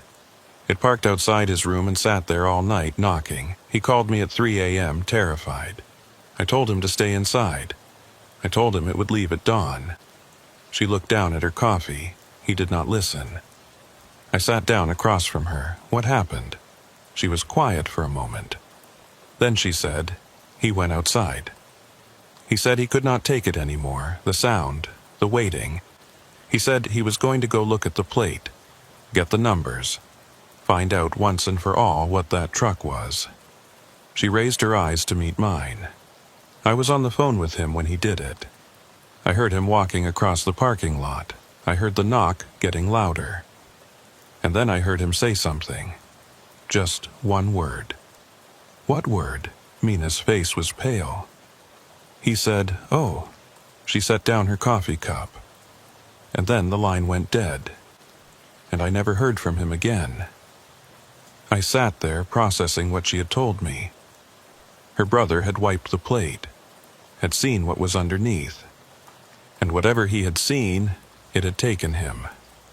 I thought about the letter I had uncovered, the M or N, part of whatever was hidden beneath that oil. "What is on that plate?" I asked. "What did he see?" Mina shook her head. "I do not know. I have been trying to figure that out for 31 years. I have theories, but..." She trailed off. "Tell me." She was quiet for a long moment. Then she said, "I think it is a name." "A name? A plate number is a kind of name, is it not? It identifies a vehicle, tells you who it belongs to, where it comes from. If you know the plate, you know the truck." She looked at me. "I think that truck does not want to be known. I think it covers the plate because if anyone sees the whole thing, if anyone identifies it, then it becomes real, becomes fixed, becomes something that can be found and stopped." She paused, and I think it takes the people who try to see it. Takes them so they cannot tell anyone what they learned. I thought about that. About a truck that did not want to be identified. About a plate that was covered in oil to keep it hidden. About drivers who disappeared when they tried to see what was underneath. It made a terrible kind of sense, but it did not explain what the truck was, where it came from, why it was out there, following drivers, taking them. I asked Mina those questions. She shook her head. "I do not know," she said. "I have spent 31 years looking for answers, and I still do not know." She looked at me. "But I know one thing. You cannot run from it. Once it has marked you, once you have touched it, it will keep coming back. It will follow you wherever you go. It will park outside your window and knock all night and wait for you to make a mistake." She leaned forward. "The only way to stop it is to give it what it wants." "What does it want?" Mina's eyes were dark and sad. "It wants to stay hidden. It wants to make sure no one ever sees that plate." She paused. "And it will take anyone who tries." I left Natchitoches that morning and drove to Monroe to deliver my load. I was late, and the customer was not happy, but I did not care. I could not stop thinking about what Mina had told me, about her brother, about the plate, about the thing that was following me and would not stop until I gave it what it wanted. I thought about running, quitting trucking, moving somewhere far away and never getting behind the wheel of a rig again. Maybe then the black truck would lose interest. Maybe then it would find someone else to follow. But I knew it would not work. Mina had said it herself. Once it has marked you, it will keep coming back. I was marked now. I had touched the plate. I had made a connection. There was no running from that. So I kept driving. Kept hauling loads from city to city, terminal to terminal, customer to customer. I did my job and collected my pay and tried to pretend that everything was normal. But nothing was normal. The truck was everywhere now. I saw it in Monroe, parked behind a warehouse. I saw it in Alexandria, sitting in the lot of an abandoned gas station. I saw it in Lake Charles and Beaumont and Houston and every other city on my route. Sometimes it was close. Sometimes it was far away. But it was always there, always watching, always knocking. Tap, tap, tap. The sound followed me everywhere. I heard it in truck stops and rest areas and fuel stations. I heard it in motel parking lots and loading docks and customer warehouses. I heard it when I was driving and when I was sleeping and when I was sitting in a diner trying to eat a meal. Tap, tap, tap. It was driving me crazy. I stopped sleeping, stopped eating, stopped talking to other drivers. I just drove and listened to the knock and waited for the black truck to appear in my mirrors. 3 weeks after I left Natchitoches, I called Mina. "I cannot take it anymore," I told her. "The sound, the waiting. I have to do something." She was quiet for a moment. Then she said, "What are you thinking of doing?" "I am thinking of looking at the plate." Silence. "Kaysen, I know what you told me. I know what happened to your brother. But I cannot live like this. I cannot spend the rest of my life being followed by that thing, listening to that sound, waiting to disappear." I took a breath. At least if I look at the plate, it will be over, one way or another. Mina did not say anything for a long time. I could hear her breathing on the other end of the line. Could hear the weight of 31 years in that breath. Then she said, "If you are going to do it here." "What?" "Come back to Natchitoches, come back to the motel. If you are going to look at that plate, I want to be there. I want to see what happens." She paused. "And if you disappear, I want to know where you went." I told her I would be there in 2 days. I had a load to deliver in Shreveport first, and then I would come. She told me to be careful. She told me not to do anything until I got there. I told her I would not. But that night, parked at a truck stop outside of Shreveport, I heard the knock again, louder than before. Closer than before. Tap, tap, tap. I looked in my mirror and saw the black truck parked 2 spaces behind me. Engine running, lights off. That dark liquid dripping from underneath, spreading across the asphalt. And I knew I was not going to make it to Nachitoshi's. The truck was not going to wait that long. I got out of my cab. I do not know why. I had promised Mina I would wait.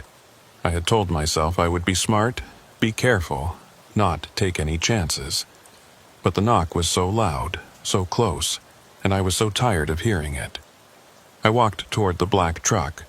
The knock got louder with each step, faster. Tap, tap, tap, tap, tap, like a heartbeat speeding up, like something getting excited.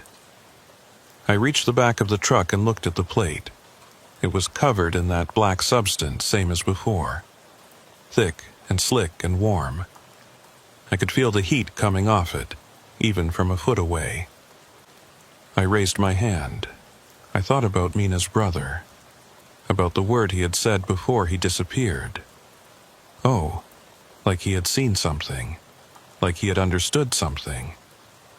I thought about all the drivers whose names were on Mina's corkboard, all the ones who had disappeared over the years, taken by this truck, this thing, this hungry presence that did not want to be known. I thought about my own name, about whether it would end up on that board. And then I thought about something else. I thought about what Mina had said, that the truck wanted to stay hidden, that it took the drivers who tried to see the plate because it did not want to be identified. But what if that was not the whole truth? What if the truck did not take the drivers to keep them quiet? What if it took them because they had seen what they were looking for? What if the plate was not a license number at all? What if it was something else? I stood there with my hand raised, inches from the plate, the knock filling my head, the heat filling my skin. And I made a decision. I lowered my hand. I turned around. I walked back to my truck. I got in the cab, started the engine, and drove away. The knock followed me out of the parking lot, followed me onto the highway, followed me all the way to Shreveport and beyond. But I did not look back, and I did not stop.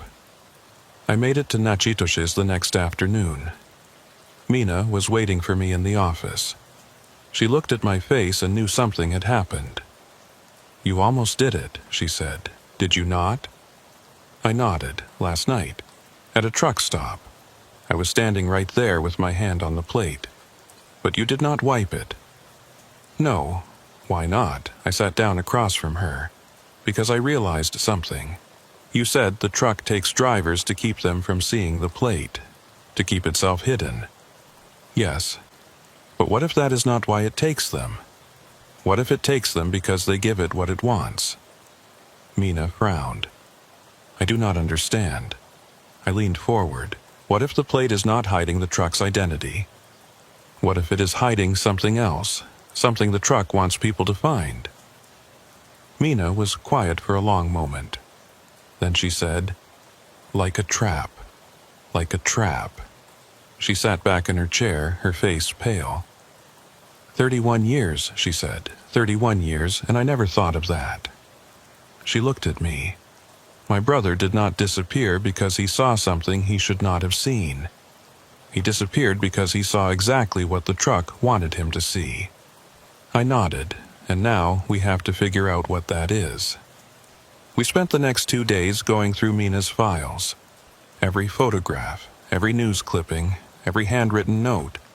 31 years of research spread out across the floor of her storage room, sorted into piles by date and location and type of incident.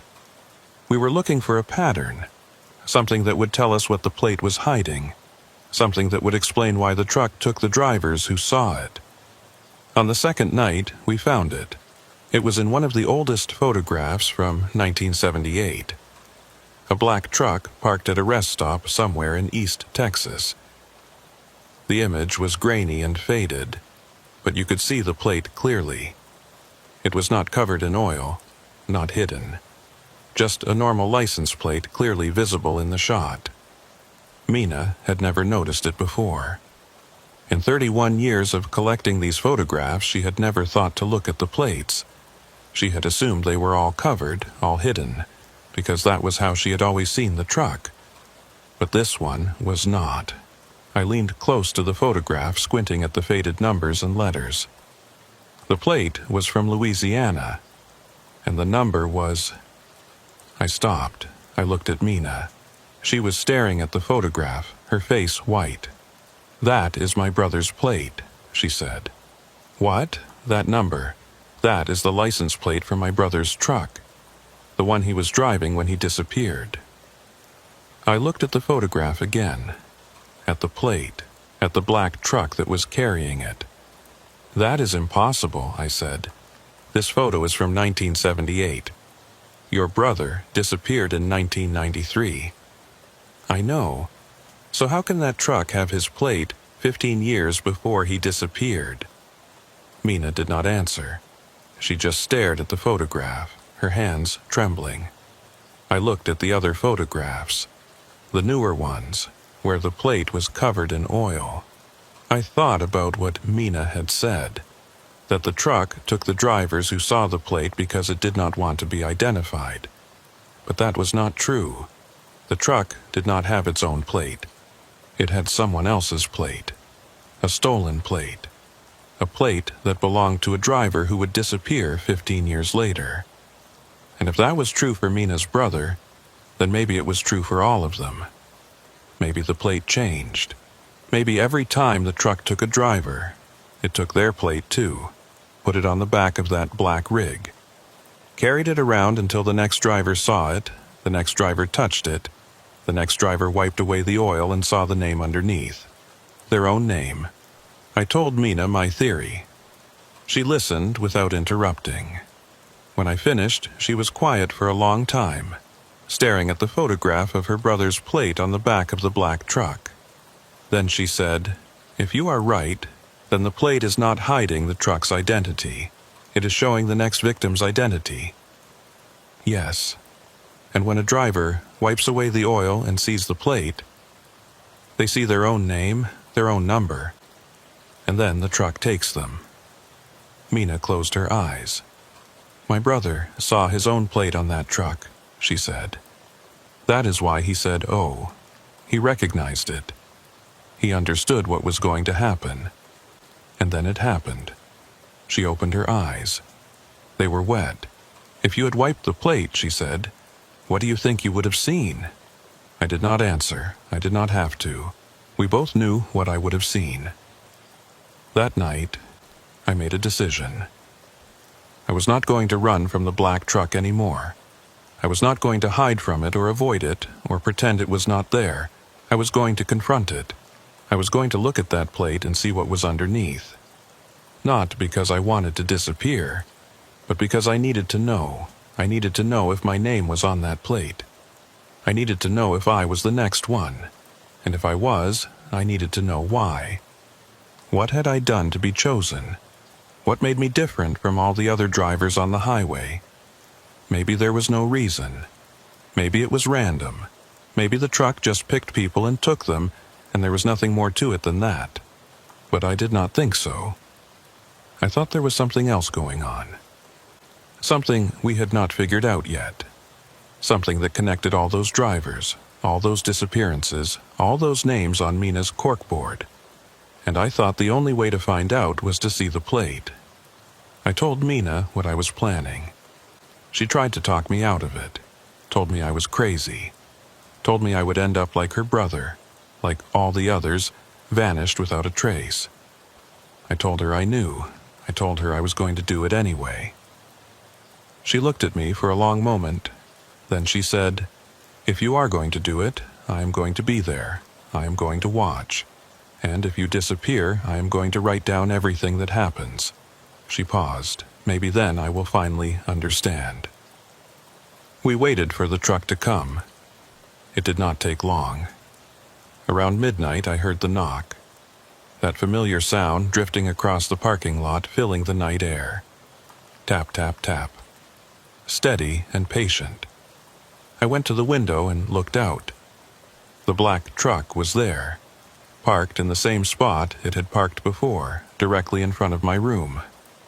Engine running, lights off, that dark liquid dripping from underneath, spreading across the asphalt. I looked at Mina. She was standing beside me, her face pale but determined. "Are you ready?" she asked. "No." But I opened the door and walked outside anyway. The night was warm and humid, thick with the smell of the bayou.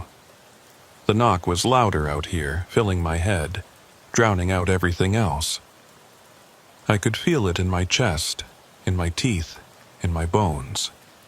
A vibration that was almost physical. I walked toward the truck. Mina followed behind me, keeping her distance, watching. I reached the back of the truck and stood there, looking at the plate, at the black oil covering it, hiding whatever was underneath, at the truth that I was about to uncover. I raised my hand. I thought about Mina's brother, about the word he had said. Oh, I thought about all the drivers who had stood where I was standing, all the ones who had raised their hands and wiped the plate and seen what was underneath. I thought about what I was going to see. My name, my number, my truck, the next victim. I put my hand on the plate. The oil was warm, hot almost. It clung to my fingers like something alive, something that did not want to let go. I could feel it pulsing under my touch, throbbing in rhythm with the knock. Tap, tap, tap. I started to wipe. The oil came away slowly, reluctantly, revealing the metal underneath. I saw letters first, then numbers. A Louisiana plate, just like in the photograph from 1978. I wiped more, faster. I needed to see. I needed to know. And then I saw it, the plate, the name, not mine. I stood there, staring at the plate, my hand frozen in place. It was not my name, not my number, not my truck. It was Mina's. I turned and looked at her. She was standing about 20 feet away, watching me. Her face was pale. Her eyes were wide. She knew. She had always known. "Mina," I said. She shook her head slowly. "No, that is not possible. I have never driven truck. I have never had a commercial license. That cannot be my plate." But it was. The number was clear. The state was clear. Louisiana. And the name on the registration, which should not have been visible on a plate, but was somehow written in letters that seemed to glow in the darkness. Mina Ehrlich. I backed away from the truck. The knock was louder now, faster, that excited rhythm I had heard before.